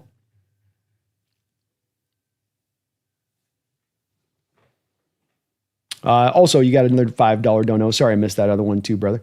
But appreciate you, man. Appreciate you as always. Hendrickson should take a pay cut for more years of security here. I'm okay with a 5-year deal at 15 to 18 million per year for Henry, but would you be down with that? Yeah, I mean, Hendrickson at 15 to 18 million per year on a 4-year deal rather than, let's say, the 3-year extension, which is probably what he could best hope to get if he wants to maximize out to your point of like, I want to be paid 30 million a year. Here's your 3-year deal, or we can pay you at the lower end deal of it, but we get you that 4th year there, and we find a way to make the numbers work through on that. That would be cool if he was willing to do that. I think that he's probably going to be a little bit more hard-lined, especially with how much he's had to kind of fight with the Bengals to get paid here, where I don't know if you're going to find him be calm as much in a position of wanting to take any kind of discount or take that kind of deal versus I want my money in hand. I want my guaranteed money in hand. I want this final big payday solidified in. And that may be where you have a hard time of talking him into that on that side of it. But with that said as well, from Hendrickson's perspective on this and wanting to be paid $30 million a year, and it's going to be a 3-year deal, and that means we need that much more cap space. While there are a lot of teams with cap space to make that potential deal, is there a lot of teams lining up to pay him that amount of money at his age with also having to give up that draft capital? Because nobody was willing to come anywhere close to the first round pick the Bengals were asking for, during the draft. And so I certainly, if you can get him into their 5-year deal at 15, and it's probably hard to give a guy at 32 a 5-year deal. You could do it if you just wanted to bury the money and just throw some void years in there and make it all work. There's creative ways to get these deals done. And to your point on this, be calm. What does stand out about Seattle right now, both for this salary cap this year, next year, and the year after, is that you're in a very clean place to be able to make this kind of move. You could bury void years. You could dump some money down the line because you've dumped none of it up until this point. So the books are clear for you to be able to make this kind of move if you wanted to do it. And that'd be maybe a way to do this to where you could suit to his demands, but then you find a way to keep the salary structure in a place where it's just not going to cripple you like it would if you did the 3-year deal at $30 million. You don't have that extra 4th year to bury the bonus money. It's going to get a little bit tough at that point to make that go on that 3-year deal, even with the cap space we're currently sitting on. $31 million, you sign that 3-year, $90 million, it's like 3-year, $90 million or whatever, and it's going to be 60, 65 million guaranteed, and you're probably looking at like 35 million in bonus. So you could structure it in with that 1st-year cap. It wouldn't be crazy there, but that's a creative way of doing it there. Be calm. Maybe you could find a way with it, even if that 5th year is just the voidable year on there that you're putting in. You dump 10 million into that 5th year. The cap's going to be through the roof at that point. So maybe it makes some sense. Maybe it makes some sense there. Yeah, I like it. There's definitely a creative way to be found on that. But then Henry's got to be willing to work off of that what he probably sits in his mind of thinking, I want the 3-year, I want 3-year, I want 90. That's probably what he's hoping bare minimum that he gets. So he's got to probably wrap his head around, maybe not going as far as that on that one, if you will. But we'll see. We'll see on that. The Bengals seem to be not willing to move him, and this may come down to where they're going to force him to hold on and hang out and be like, look, just hold out, come back week 9. We'll see you in week 9. Hendricks, they could be playing it that way too. Bengals are kind of hardliners like that. Carson Palmer had to give up like his firstborn to finally get traded out of town.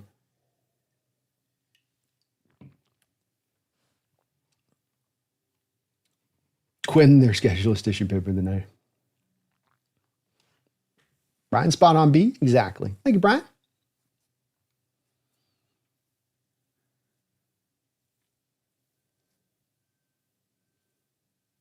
Seth says, don't get that rhetoric that teams like the Cardinals are going to be so much better with all the rookies and free agent signs this offseason. The Hawks be way worse doing the same on offense. That's another part that I don't agree with too there, Seth. Cardinals just get kind of that benefit of the doubt to your point on that. And I go, why?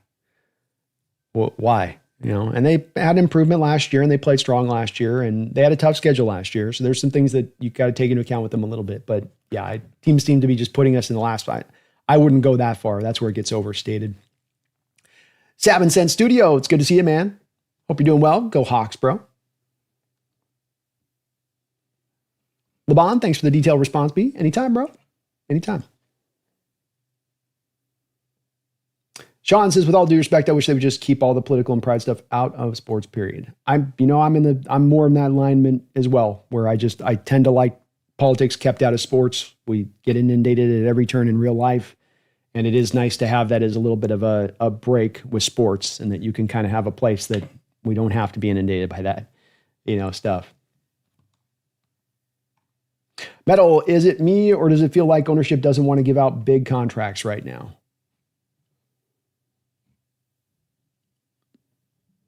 I don't know if I feel necessarily that way about it.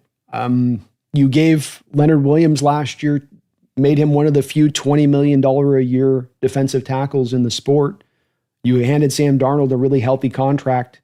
I think if the team was looking to be kind of cheap this offseason and just they didn't want to give out any money and they didn't want to have anything on the future books, I think that they wouldn't have given out a Sam Darnold contract. They would have just signed a Drew Lock, brought in a Mailero, maybe gotten another quarterback out there in the mix to kind of fight it all out at that point. Maybe just held on to Sam Howell and said, okay, the three of you guys fight it out and we're going to get through this year, if they were going that direction of it, Metal.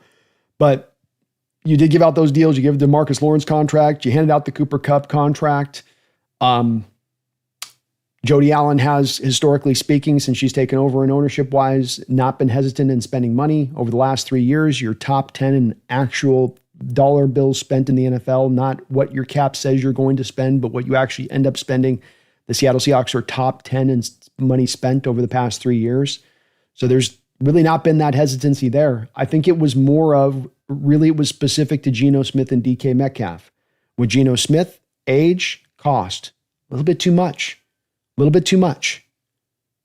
He wanted to be paid all that money. He wanted to be paid at that high water mark. I know the Raiders ended up giving him a little bit more workable deal, but I don't know if he would have taken the same deal with us that he took with the Raiders.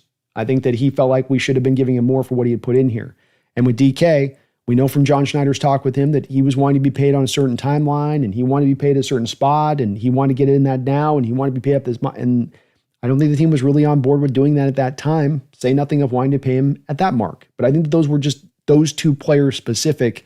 It wasn't necessarily a representation of some philosophy organization-wide that they're not willing to do that stuff. It's just that for those two deals and those two players and this certain specific time period, it just didn't quite align up.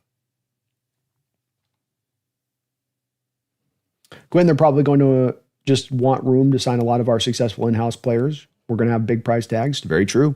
Very true. Charles Cross, Abraham Lucas, Boye Mafe, Kenneth Walker. Another year from now, after this year, Witherspoon, Jackson Smith, and Jigba. I mean, those are two contracts right there that are going to be probably minimum $25 million a piece, minimum each.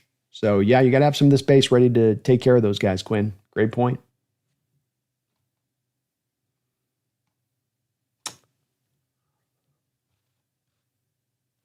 Feed me says, read my message in the chat. Well, thank you for the donation there, Feed Me. You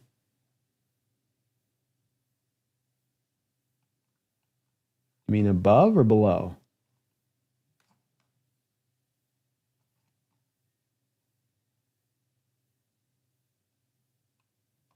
I can't say Twitter or X on YouTube.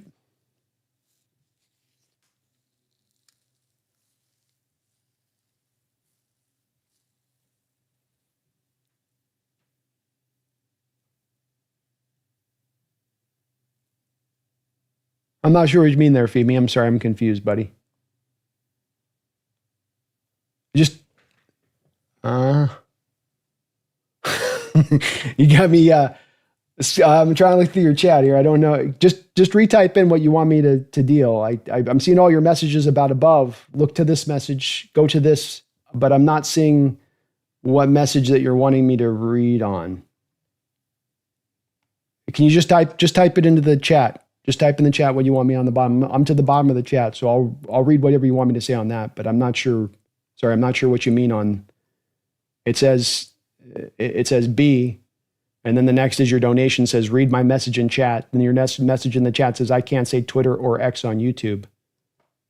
I don't know what that means. Sorry, brother. I'm not sure what you. Sometimes it's the character. I sometimes get some lost in translation. Just expand if you can in the chat.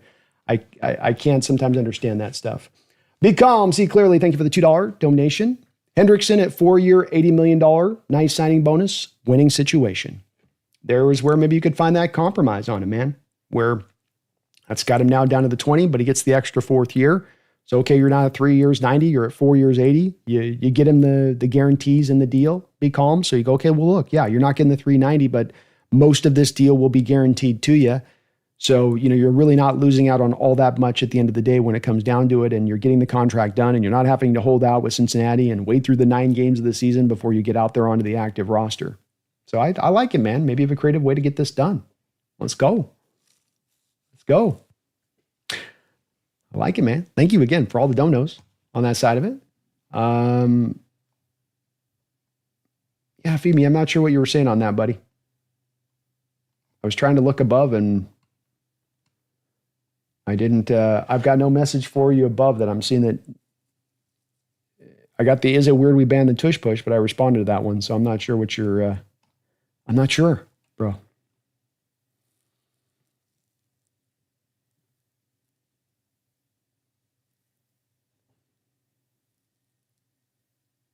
Quinn, I think our defense is going to be so good. McVay's going to be able to replace his hair product with Fear Sweat. It'll probably look better too. He goes heavy with it, doesn't he? I kind of have to too if I comb my hair. Like I'm going natural now because I'm tired of having to dump a bunch into it to get it to hold right. Martin says, I think we're only cheap on spending on the O-line. We spend on other position groups consistently when needed. Yeah. Put the money out there. John certainly, when it comes to the O-line, doesn't like to throw money at that, though. He's like, I'm good. I'm good.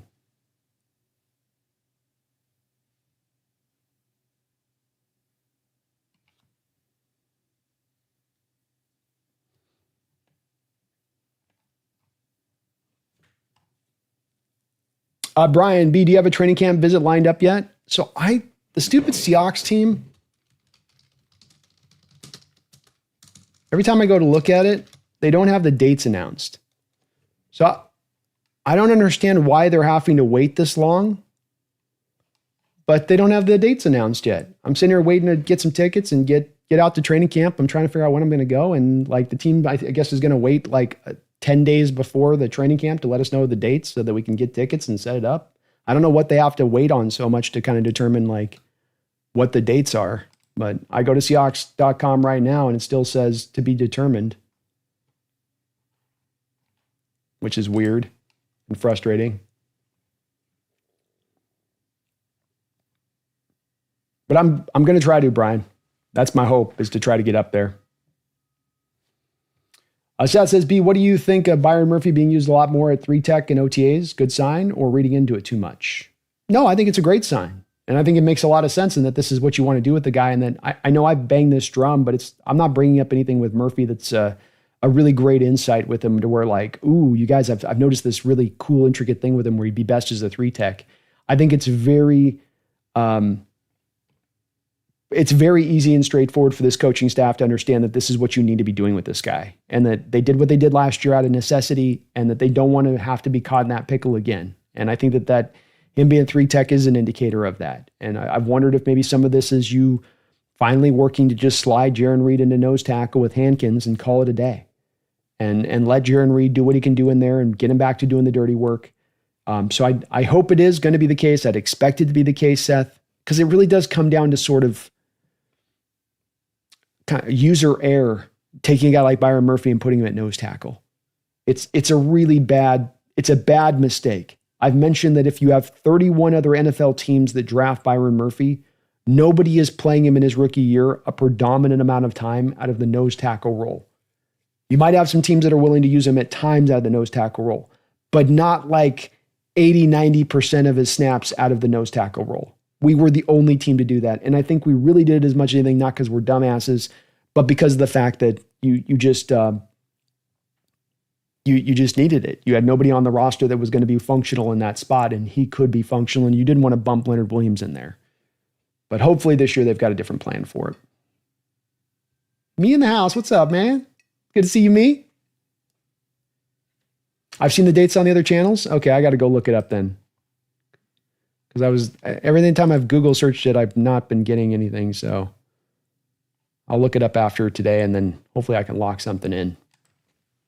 They were sure waiting for a while, though, when I was looking it up before.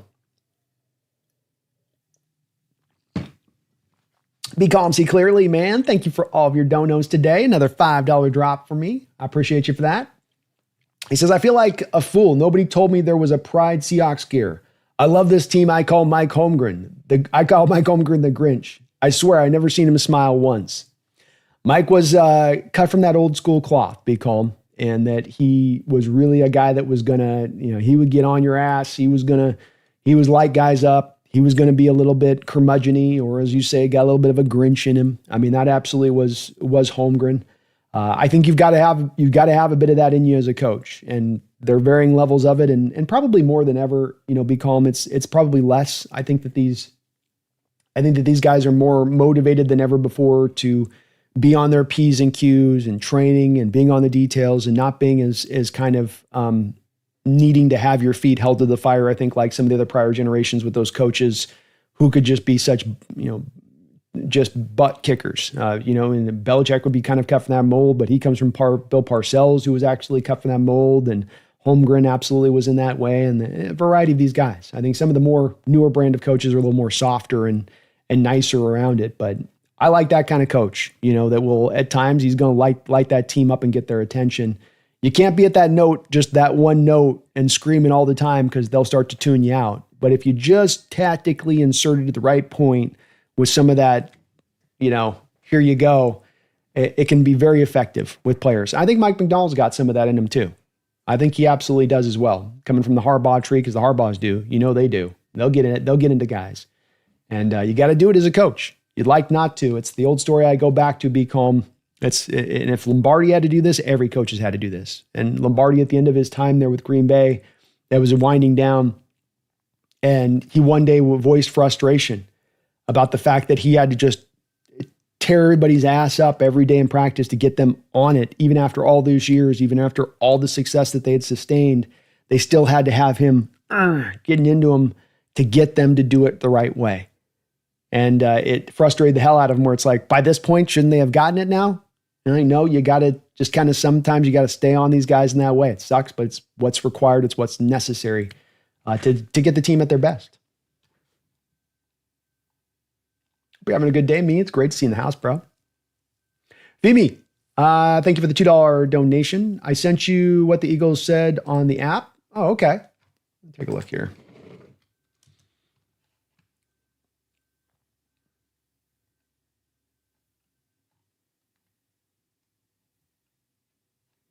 I don't have anything on X.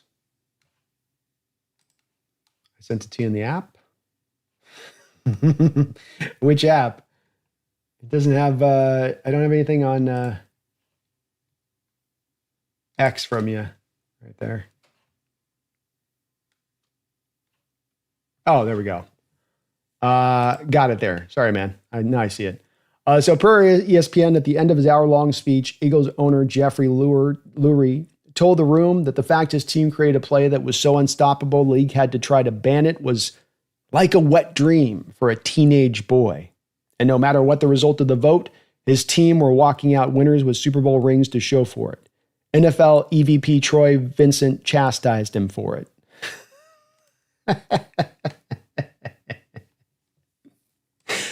He said, Lurie told the room that the fact his team created a play that was so unstoppable that the league had to try to ban it was like a wet dream for a teenage boy. Boy, grown-ass man saying that to a room full of billionaires and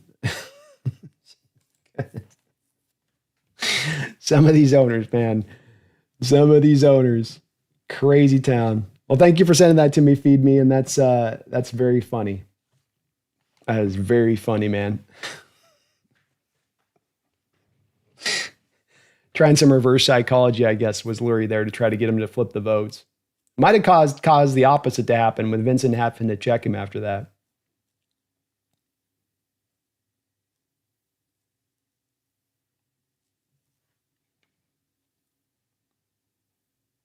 Seth says, so if you think if Darnold goes off this season, there will be MVP talks around him again? Probably not, since he's in Seattle now, laughing out loud. Yeah, we know here to get the MVP here, you've got to not only be great, not only be the best player in the sport, but you've got to set NFL records in addition to that. And I don't think Sam Darnold is going to be in a position to get that done.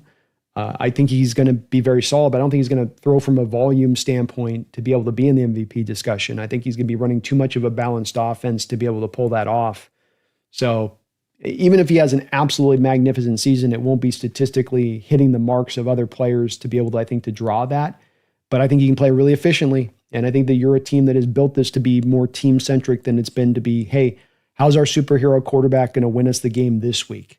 I think there's a lot of teams that take, Bengals, that's the approach they take. How's Burrow going to save our ass this week? You've not built your team to have to make this that way. And you've got the supporting parts to where Darnold just has to do his job. Play efficiently, play smart, play within himself, make some plays at some key moments, and you're going to win a lot of games. You're going to win a lot of games. But yeah, I think it's going to be hard to get him MVP.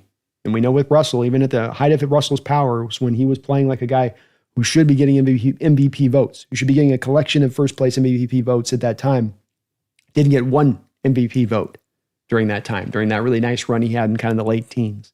That right there tells you it's very hard. Him playing a prime position like the quarterback position, playing at that high level and not getting any MVP votes, that tells you that playing up in here in Seattle, it's just going to be hard. And it's something that I don't think we should take personally. It's just the nature of the beast, being that we're out here on the far West Coast. Most of the teams are on the East Coast. Most of the voters are on the East Coast.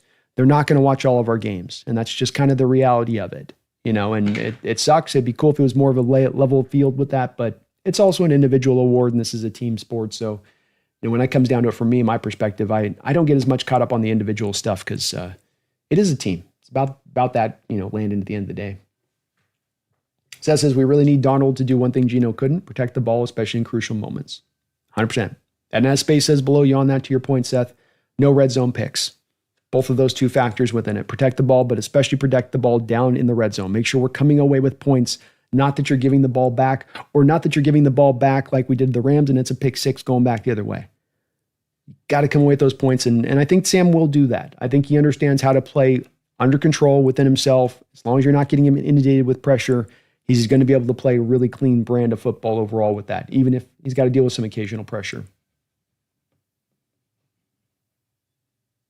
Adam Bob, maybe 7.5 wins isn't a stretch. I think we're going over it, Adam. I think we're at least into the 9 wins territory of things. And part of it is just you have such an easy schedule. Easiest schedule that we've had in years here. Years.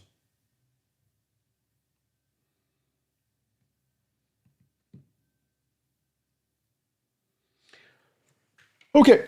I think we're going to put a button on this one today. We almost got a couple hours in, and so I think we'll kind of put a little bit of a wrap up on this. Thank you, Feed Me, Be Calm, for the multiple donations today. You guys are awesome for that. I really do appreciate it. Be Calm with the $2 donation says, Jeffrey Lurie just went to that meeting just to talk shit. Probably with the way he had that quote thought of beforehand, right? So, he wasn't like walking in that room like just thinking that up on the spot, and he just kind of came out of his mouth just sort of like haphazardly. He was thinking the night before, oh, I'm going to say this, that'll get to him. I'm going to say this, that's going to make him vote the other way. But here's the image of the quotes. You guys can kind of see it here. Here we go. I'll put the quote up here. You guys can kind of see it. But he definitely walked in with that one, as they like to say, Be Calm, with that one chambered, right? He walked into that one with the lock was pulled back. He had his finger up on the trigger. That was not one in the moment that he just kind of, I'm just going to say this. And I'm sure in his head at night when he was going to bed the night before, he's like, this is going to sound so badass in that owner's room when I say this. This is going to make them dare them to vote it down. Like I said, I think it kind of probably had the opposite effect in that room. Thing probably wasn't going to be closer to being banned, and it got closer to based off that. Like, he's feeling himself, but you won the Super Bowl, I guess. You got the right to feel yourself at that point, huh? Herbicide says, I saw an article recently said how we are the leaders in the NFC West when it comes to games versus the Cards. Whiners and Sheeps. We won the most games out of everybody. That makes sense. Yeah, I know that for sure with the the 49ers and the Cards. I know that we have a winning record against them. And then with the Rams, that adds up as well too. They've kind of gotten the best of us recently, but before that, I think we had been doing much better against them. So that does sound right. It does sound right. And since we've arrived at the NFC West, I had a cool little image here I was using on one of the thumbnails a couple weeks ago.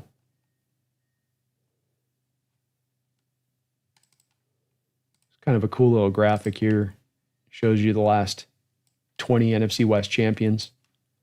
You got your Seahawks winning 1, 2, 3, 4, 5, 6, 7, 8 times in the last 20 years. You've won the division. Rams have won it 4. Niners have won it 5. Cardinals have won it 3. Been a nice little run for our Hawks, huh? Nice little run for our Hawks since coming over here, this NFC West. 3 Super Bowl appearances. I think we've taken to it pretty good. Brian, he says Troy Vincent needs to lighten up a little bit. Brian, have you seen the fines he's handing out?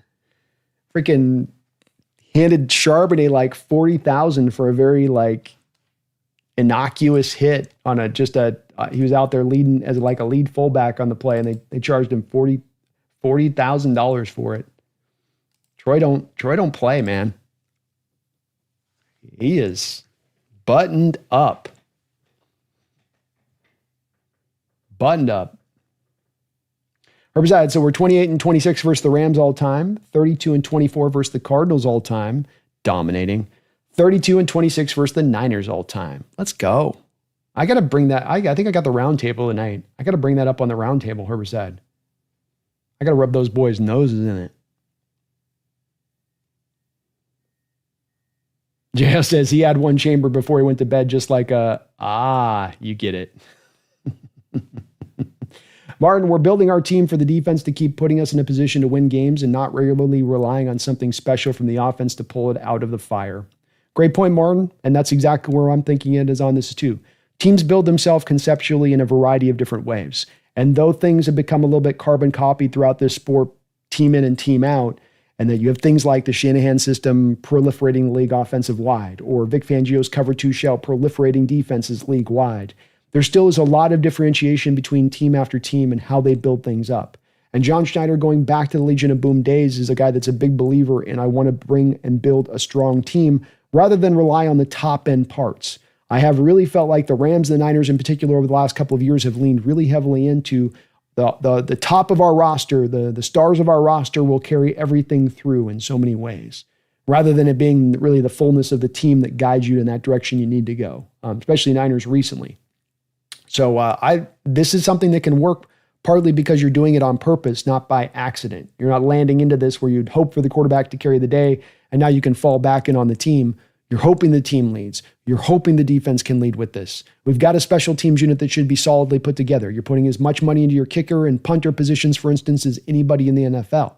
Say nothing of hopefully the returns in the kick return, punt return game on top of that. So I absolutely think that there's a way we can go about winning games this way, and that this works. This methodology works. It doesn't just have to be the quarterback thing. And I've been pushing about this for years, even the Geno talks and the quarterback value train, where I've said that there's a market opportunity here for a team to go find the quarterback that can get it done. Maybe he doesn't have the full meal superhero skill set, but he's got something that's somewhat close to that.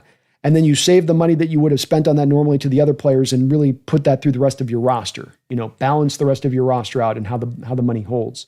Seattle's trying to do this, and I think it can be successful, Martin. And I think the pathway is not a narrow one to find that success, especially when you've drafted so well in recent years, especially when you've extradited the bad money off the books, especially when your cap situation looks as good as it does in the future, when you're in a position to maybe make some aggressive moves if you want to go do that. So, I think this is a way that can absolutely work, 100%.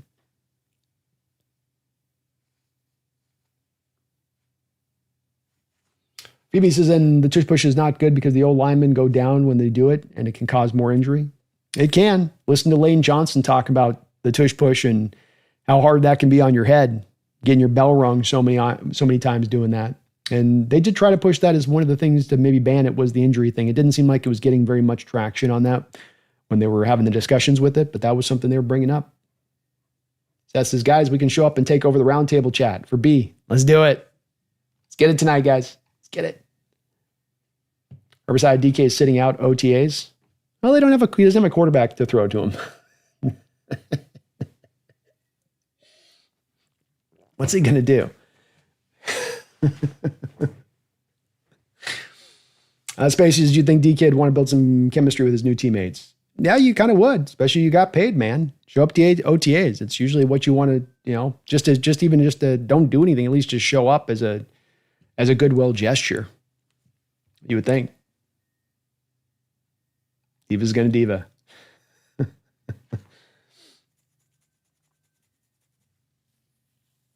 Adam Baum, concerned about middle linebacker depth? Yeah, it's a little bit worrisome right now, Adam. It's right there behind cornerback and nose tackle as far as what do we got here? So you don't have anything really behind. No, you are sitting a little bit lean. I do think, Adam, you probably do see this as probably more often than not the normal situation league wide between the Mike and the Will. That if I can see a team that's got a good Mike and a Will, that if I get past behind them to the backups, that I'm probably looking at a pretty steep drop off. I go to Roquan Smith on the Ravens to their backup middle linebacker. It's probably a jump. Probably jump. So it is a worry, it is a concern, but it is also just a little bit of, you only can stack so much stuff up so deep. You'd like it to be better, but I would say too that one thing that we learned about last year, Adam, with the inside linebacker play, that is a position, unlike maybe other positions like, let's say, nose tackle, or maybe even at times cornerback, that you can go out there and go make a move for a guy that can come in and be very functional for you. You give up a 4th round pick for Ernest Jones midseason. The guy came in and helped to really turn around your defensive fates for a 4th round pick, basically. So I think it's a position you can target if you have to down the line if something goes wrong, but you're right to worry about the depth. It is very thin. Very, very thin. Still live with Major League, with MLB depth. EJ is still hurt. Is he? Well, yeah, didn't he? He had an off-season surgery, so I think that they're expecting him to come back on time and everything. So he should be okay. But the depth is still, it just is, I'm not going to push away from that. It's a concern. I just think there's only so much you can do about it, and I don't think that there's much John can do right now to make any kind of real supplemental moves that are going to reinforce it too much. Maybe down the line he can do something, but I think right now you're just going to kind of ride it out for where it is. Seth B, you guys going to be at the Hawks first Rams game too? I'll be there in a suite. Yes, Seth. We're doing, it's great timing on that for you to mention that, by the way. We've got in the description section below a direct link. We're going to be doing a NFC West roundtable meetup this year. So it's going to be a Thursday night game in LA between the Rams and the 49ers. And I'm going to be there. You can get tickets right now with the link. So for $300, you get tickets to the game, and we're going to be meeting up there the night before in a bar. We're going to be doing tailgating before the game. So it's going to be a whole thing. It's going to be a whole fun thing. Probably going to I know there's going to be people throwing shots around out there in the tailgate. It's definitely, I'm not going to be filming that night. I'm going to say that to you guys right now. We're not going on camera that night. But, yeah, we're going to be doing a ton of meetups for $300. You get the tickets included and all the meetup on that, to get out there to the bar and all that good stuff.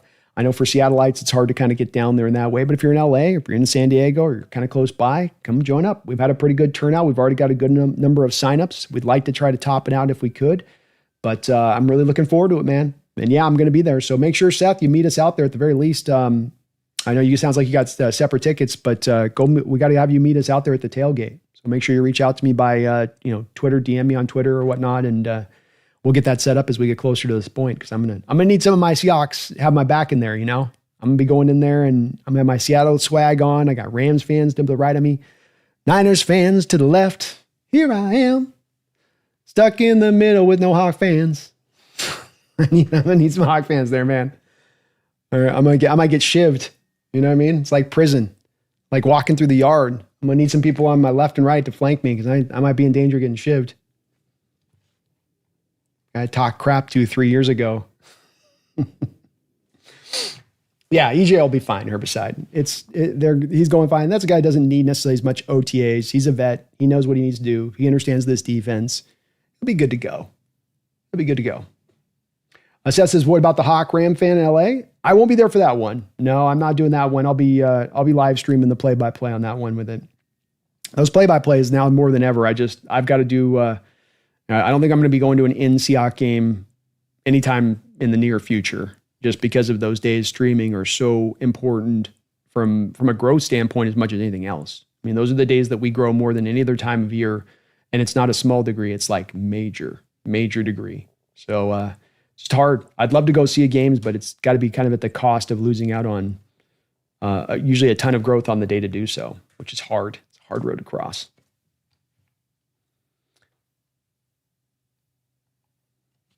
Q Bomber, would be nice to get more depth, 100%. And maybe there's a move down the line that they can move, and maybe even around, the cut down time. There's a inside linebacker that gets out on the market somewhere, So there might be something that comes available down the line. Just right now, it's a little bit, there isn't much out there to really pick through. But I think you can figure it out too. Things got desperate. If we lost one of our two guys and it got really, I think you could find a Ernest Jones-like equivalent move you could make out there for some inside linebacker somewhere that could be a stopgap. Seth K. Aloha, thank you for the $2 donation. What about Hawks, Rams in LA? I'll be there. I'd love to do it, Seth. I would. It's, just to put it in perspective for you, if you look at the last, what do we got? The last probably 30 days here, and if we look at all of May and the growth that we have all into May or what we'll have all for June, I might pick like 30 subs up for a whole month as far as new subscribers go, and the viewership is really low. It's off season and all of that, right? But then when I get on a day of in season and we stream on a day in season, that's going to be worth like 130, 140 new subscribers on one day. So it becomes like, you're losing out on the revenue of the day, you're losing out on the growth of the day to go in person. And it just kind of goes down to like, it's something I get asked a lot to go and do and get direct message a lot to go to the games. But you guys got to understand with it is that the price is too big to have to pay. I only get so many of these games every year to maximize the growth. And the net on this is so small as far as the butterfly net to capture potential subscribers. You have to kind of do it. You got to do it on the days you got to do it. You got to be there on the days you got to do it. There's just no other way around it. And if I was able to grow this thing in other times of the year, it may be different on that, but it's the nature of the beast on this one. And the nature of the beast says you don't get to go to games anymore. So it's sadly something I got to kind of put in the past on that. Wish I didn't, but that's why you have to do it. Kind of put in perspective on it. Kelly Stafford jersey. King Bomber, how was Eric Kendricks or CJ Mosley last year? I don't know if the Jets were really loving what Mosley brought to the team last year. Kendricks started out really well, but Eric is getting older and did start to kind of fade down the stretch for the Cowboys. He was okay for them initially. He'd be an interesting guy for depth-wise. I don't know if he wants to come in and be a backup at this point or if he's kind of waiting to see if there's another starting opportunity somewhere that opens up. But you're in the right alignment of the kind of players that I'd be talking about where they have to sort of take their humble pie, go through the offseason. There's no starting job that becomes available. That's why I say I think you have to wait a little long down the line in that King Bomber, where a guy right now is not going to be chomping at the bit to sign up to be a backup in May, but he'll sign up to be a backup in late July at the beginning of training camp when he realizes that the options are a little more limited. But you're on the right path of like the kind of guys that you could hope to go grab. I don't think either guy was really well graded last year. Kendricks was pretty good. I remember reading some articles initially early on in the year that the Cowboys really liked what he was bringing initially last year. I just don't think it's sustained. And again, he's getting pretty old. He is getting a little bit up there. Feed me, could we see Tyrese Knight at the edge? No, I don't think you're going to see very much of that. If you had a little bit more thinness at the edge, feed me, where you only had two starters, maybe that's something you'd try out. But his value is too great for you at the will linebacker position. And I don't think he's as good an edge rusher as the top four guys you got on the roster as it stands right now. David Long. I don't know too much on David. I'm not too sure on him. See you at the round table tonight, Herbicide. Appreciate you, man. All right, we'll put a button on this one here. Derek Hall needs to take time to learn from D-Law like a sponge. Absolutely does. And you're right to pick Lawrence as a guy that he should really be trying to take some steps from, because Lawrence is built very similarly to Derek Hall, and he has a lot of the same kind of, moves and how he works off of his power in a lot of the ways like Hall does, where maybe Hall can pick up some tips and tricks from him in order to bring his game along, especially when it comes to him as a run defender, setting hard edges, being a little bit smarter in the run game. Maybe there's some stuff that he can kind of give him to help him out in that.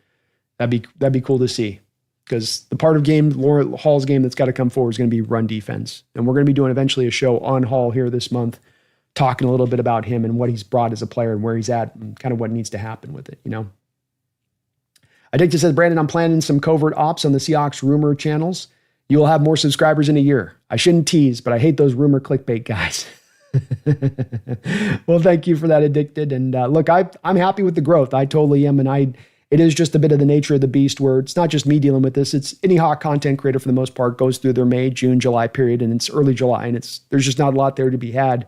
But it really stood out last year where you saw we would have this just crazy growth on game days. The play-by-plays, the post-game stuff, all of that. It's really a big day for me overall, where between doing just the play-by-plays, the post-game, and then we do the wrap-up video that comes out like 6 a.m. that next day, that's like 150 subs. That's really big for me, which is in the off season, that's 2 months worth of growth in one day. So it kind of puts it to it's substantial, and you gotta pay attention to it. It's just kind of that nature. Eventually, maybe we can talk Seahawks into letting me have I keep saying what we got to do is have Seattle. They've already got the booth there in the Hawks Nest, right? There is a booth up there in the Hawks Nest. You could put me up in the booth in the stadium, and I could totally do the play-by-play right from there. We wouldn't have to miss a beat. That's the goal someday. So then I get to watch every game in person, and you guys got me right there in the booth. But that's going to have to be a someday one, I guess, somehow or another.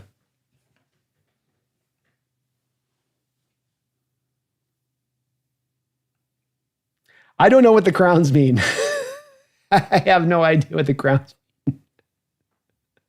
I think people are liking your comments or something. I don't know. Enjoying the California sun? No, it's overcast and it's been rainy this spring. I feel like I'm in the Pacific Northwest down here. Makes me want to move back to the Northwest. Like, if I already got to live in this weather anyway, I might as well be in Seattle doing it.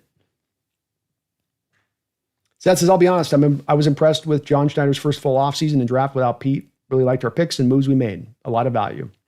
I think John's getting more right, much more right than he's getting wrong. And it's never going to be perfect as a general manager, but you want to just stack as many intelligent decisions one upon another as you can and hope that eventually mets out to you then building the best possible team, like a championship contending team. And I think John, when you go through the lines and you look at what he's done, you look at the moves he's made, a trade like an Ernest Jones, being rewarded for spending the money on a Leonard Williams, as you speak to how he's drafted and how he has found value in the draft, and that, whether you agree with the picks or not, the value is there. It is there, and that's been something that has been missing with John at times when you go back to the 2000 teens. So he's done some good work here. And I think that taking the one step back for the 2 steps forward approach of this offseason, in addition to that, Seth, was very smart. And so I think you just keep stacking these things up. To me, it becomes then only a matter of time. Can't guarantee it'll happen this year, but it is only a matter of time that you're going to get there. You are going to go find that holy grail, which is to be a contender again. HHG, am I doing a call-in show this weekend? I am. I meant to get that out yesterday, and I did not get it out yesterday, so I will get that out today. We're going to be doing a call-in show for members of the channel on Sunday. Keep an eye out on your community post for that to be posted out there. I will get that out if I can today. I should have done that yesterday, actually. So thank you for reminding me of that. I will definitely get that out to you, for sure. For sure. Max says, commenting and super chatting gives XP, and there's a leaderboard to earn the crowns. Ooh, I like how YouTube's doing that, creating a little bit of competition within the chat. I'll tell you, this will work out really well for our chat, because we have so much interaction in our chat and so much folks talking and chatting up, and that's definitely gonna be something that works in our favor here. I'll tell you that. Crowns are showing something about a community leaderboard, kind of cool. That is cool. I dig that. I got to go look that community leaderboard up now. You guys got to get your crowns up, boys and girls. Got to get them crowns up. Got to do it. I'm sorry you're late, Cool Breeze. Well, we'll be back at it again tomorrow too with it. We'll be back at it again. Keep your crowns safe in a capsule. That's right. That's right. All right. Well, we will wrap this up. Would go back to doing Mariners again? I will if the Mariners. I've thought about getting back and doing some Mariners stuff. On that, it's just been in years past. We just didn't have as much of the fans, just didn't seem as connected as they are Seahawks-wise online with YouTube on that. I've thought about going back and doing it. I will make you the promise on this is that if they do get in the playoffs, Howard, that I'll absolutely live stream all of their playoff games, at least here on the Hawks Nest. So if they do get in the playoffs, I 100% will be willing to do that, no doubt. And I'll see if maybe I get some time here this offseason. We'll bounce over and onto the channel and try to kind of pick up the Crow's Nest a little bit. I know I've not been doing much over on that side. Part of it just that the Mariners had depressed me a little bit with some of what they had done, but they're making some noise. They're having a lot of fun. You got the best catcher in baseball right now, an MVP candidate in Cal Raleigh. Julio's not even fully warmed up yet. You might still have a move you can make down the line at the trade deadline. It's really cool to see the Mariners maybe starting to kind of click in. Those young guys are coming up. Cody Ford, some of the youngsters on their way. Just talk about it being a matter of time. It does just feel like a matter of time there with that Mariners team in addition to that. So they're very exciting. I'll try to work something in there, Howard, and 100% if they do get in the playoffs this year, we'll definitely stream it here off of the main channel. We'll do the main one with you guys. The main one with you. All right. Well, Zena's done. She's jumping down. And I think that's a good time. We'll wrap it up on that note of it. I want to thank Be Calm, See Clearly for multiple donos today. Really appreciate you for that. I missed Garth. No, I didn't. I got that. No, I didn't.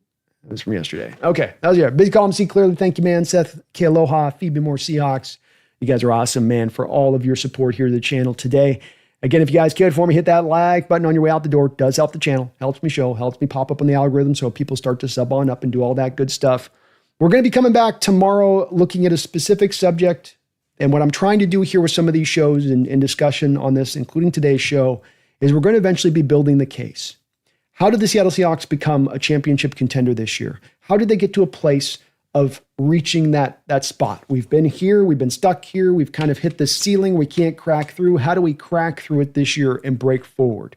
Well, I'm going through a variety of different individual ways, and we'll button it all up into one show within a couple of weeks to really kind of bring all of this together into one singular ball of here it is all. This all kind of is what is going to have to happen. And it's not an impossibility. It's not that Mike McDonald's got to turn into a miracle worker for it to happen. It's just that these things have to break in kind of this fashion for it to click in this year. And that's part of the case that we're bringing up in some of these shows that we're doing, be it talking about 3 safety looks or the keys to getting the best out of Sam Darnold or having your 2 pillar tackles out here, as we'll have a couple shows covering both Lucas and Cross and what they bring to the table and for this team as well on that. So we're building this up slow but sure to eventually reach a culmination point here where I show you guys, here's how it all comes together. Here's how all of this coalesces into a spot now where this can become a championship contending team this year, right now, even with Vegas posting us out to being only a 7.5 win team for the upcoming year. The possibility is there. The potentiality exists within this team. The talent is true.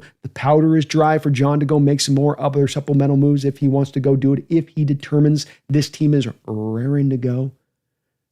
We're going to make that case. We're going to lock that in. So hang in here with me the next couple of weeks. We got some more shows here for you this week. Like I said, we're going to be talking a little bit tomorrow about stopping the run and why holding up the run is going to be so important for your Seattle Seahawks. Not just because in Mike McDonald's scheme, it is the one place that is the vulnerability within his scheme. There is no defensive scheme that does not have some vulnerability. There is no perfect defensive scheme that's going to cover every area of the field 24/7. Everything is going to have some little vulnerability within it, some little Achilles heel within it. Mike's got the running game against him, A-B gap runs, especially those power runs. That can be a little bit of the kryptonite for his defenses at times. And you combine that with the fact that the NFL has come forward here over the last 2-3 years, especially with getting back to running the football as a counter for the cover 2 Vic Fangio scheme that proliferates the league now. This has been the adjustment for it. So not only is it a little bit of the weakness that's inherent within your system and your scheme and how you run it, but it's also going in addition into tandem with how the NFL is now getting more into running the football. This is going to make the importance in stopping the run bigger and better than ever before. You got to stop the run. There's another additional point in addition to this, which is that, you want Mike McDonald to be at his best. You want to be able to use his stack boxes, his simulated pressures, not necessarily blitz, stack boxes, simulated pressures, flip up the coverages. How do you get there to be able to do that type of stuff? Keep yourself out of 3rd and 3s. Keep yourself out of 3rd and 4s. Keep yourself out of 3rd and 5s. Get yourself into 3rd and longs. How do you do that? Stopping the run on early downs, getting then those offenses into the 3rd and long situations. So it all kind of goes together, but it's going to be a very key focal point for this defense. If they're going to reach to become a top 5 unit, they've got to be at least passable in stopping the run. They've got to not have those games like we had against the Lions last year where it seemed like every carry was 7 yards, 8 yards, 9 yards. Got to get it down. Can't get them into those 3rd and makeable easy situations because that's where you've got the vulnerabilities that do lie a little bit with this defense. Defense does a good job of locking things down across the board, but every defense is going to have a slight thing that's got to overcome just a little bit. So we'll be covering that tomorrow. Going through this week with a couple of other shows in addition to that are lined up, including looking at Witherspoon on Friday and just trying to determine how good is Devin Witherspoon. Just how good is this guy? And hopefully I can make a great case to you guys that this is my new favorite player on this team here over the last couple of years, and that he is a guy that should ascend this year. I think he's going to be one of my breakout players. I think we finally are going to get the national perspective on this guy. I think the coaches in the NFL already know it about him, but you're going to get some real now, realization of that, I think, from Witherspoon this year, where he'll get a couple picks, he'll get a couple sacks, he'll have the tackle numbers there, he'll have the good coverage numbers, and people will finally realize just how good this kid really is at the cornerback position. Because in my opinion, he is already a star. I know he doesn't have the stats to all back it up across the board, but that's why you turn on the tape, because it ain't just about the stats. It's about actually watching the tape and seeing what a player brings to the table and how much of an impact he can have. And with Witherspoon, it's an impact across the board. Not just limited to one or two parts of his game, but across the board, you feel it from that guy. And man, his tape is so much fun to watch. So we'll be back here with a variety of shows here. Keep coming this week, 12 o'clock. Maybe we'll mix it up here at some point this week with a 5 o'clock show just to keep you guys on your toes. I thank you guys for watching. I appreciate you hanging with me on this new format change as we're going to keep it rocking and rolling throughout this off season. If you want to join that NFC West Roundtable meetup in October, the link is down below in the section there. I'm also on now the Believe Network for podcasts. So if you want to locate me over there, you can find all audio podcasts of this show over there on the Believe Network, as I appreciate them reaching out to me on that side of it. Back in less than 24 hours, and I hope you don't forget, it's all coming together. The plan is all little piece by little piece, all starting to come together. The puzzle is being fitted out. You can see it coming to fruition. We are almost there. Will it happen this year? I don't know, but we are almost there. We're getting closer. We undertook this 3 years ago with Russell Wilson. The beginning of the turnover, the dumping of the dead money, the clearing the books, the getting younger, the getting better, the finding the difference makers. We've waited these 3 long years for this process to develop, for the seedling to break the ground and to start to bloom. Well, now the petals are coming out. Now the bloom is coming. Now I can smell the pollen. So you guys better be with me every step of the way here, and you better not forget. Don't you dare do it. Don't you dare do it. Don't you ever forget. Go Hawks.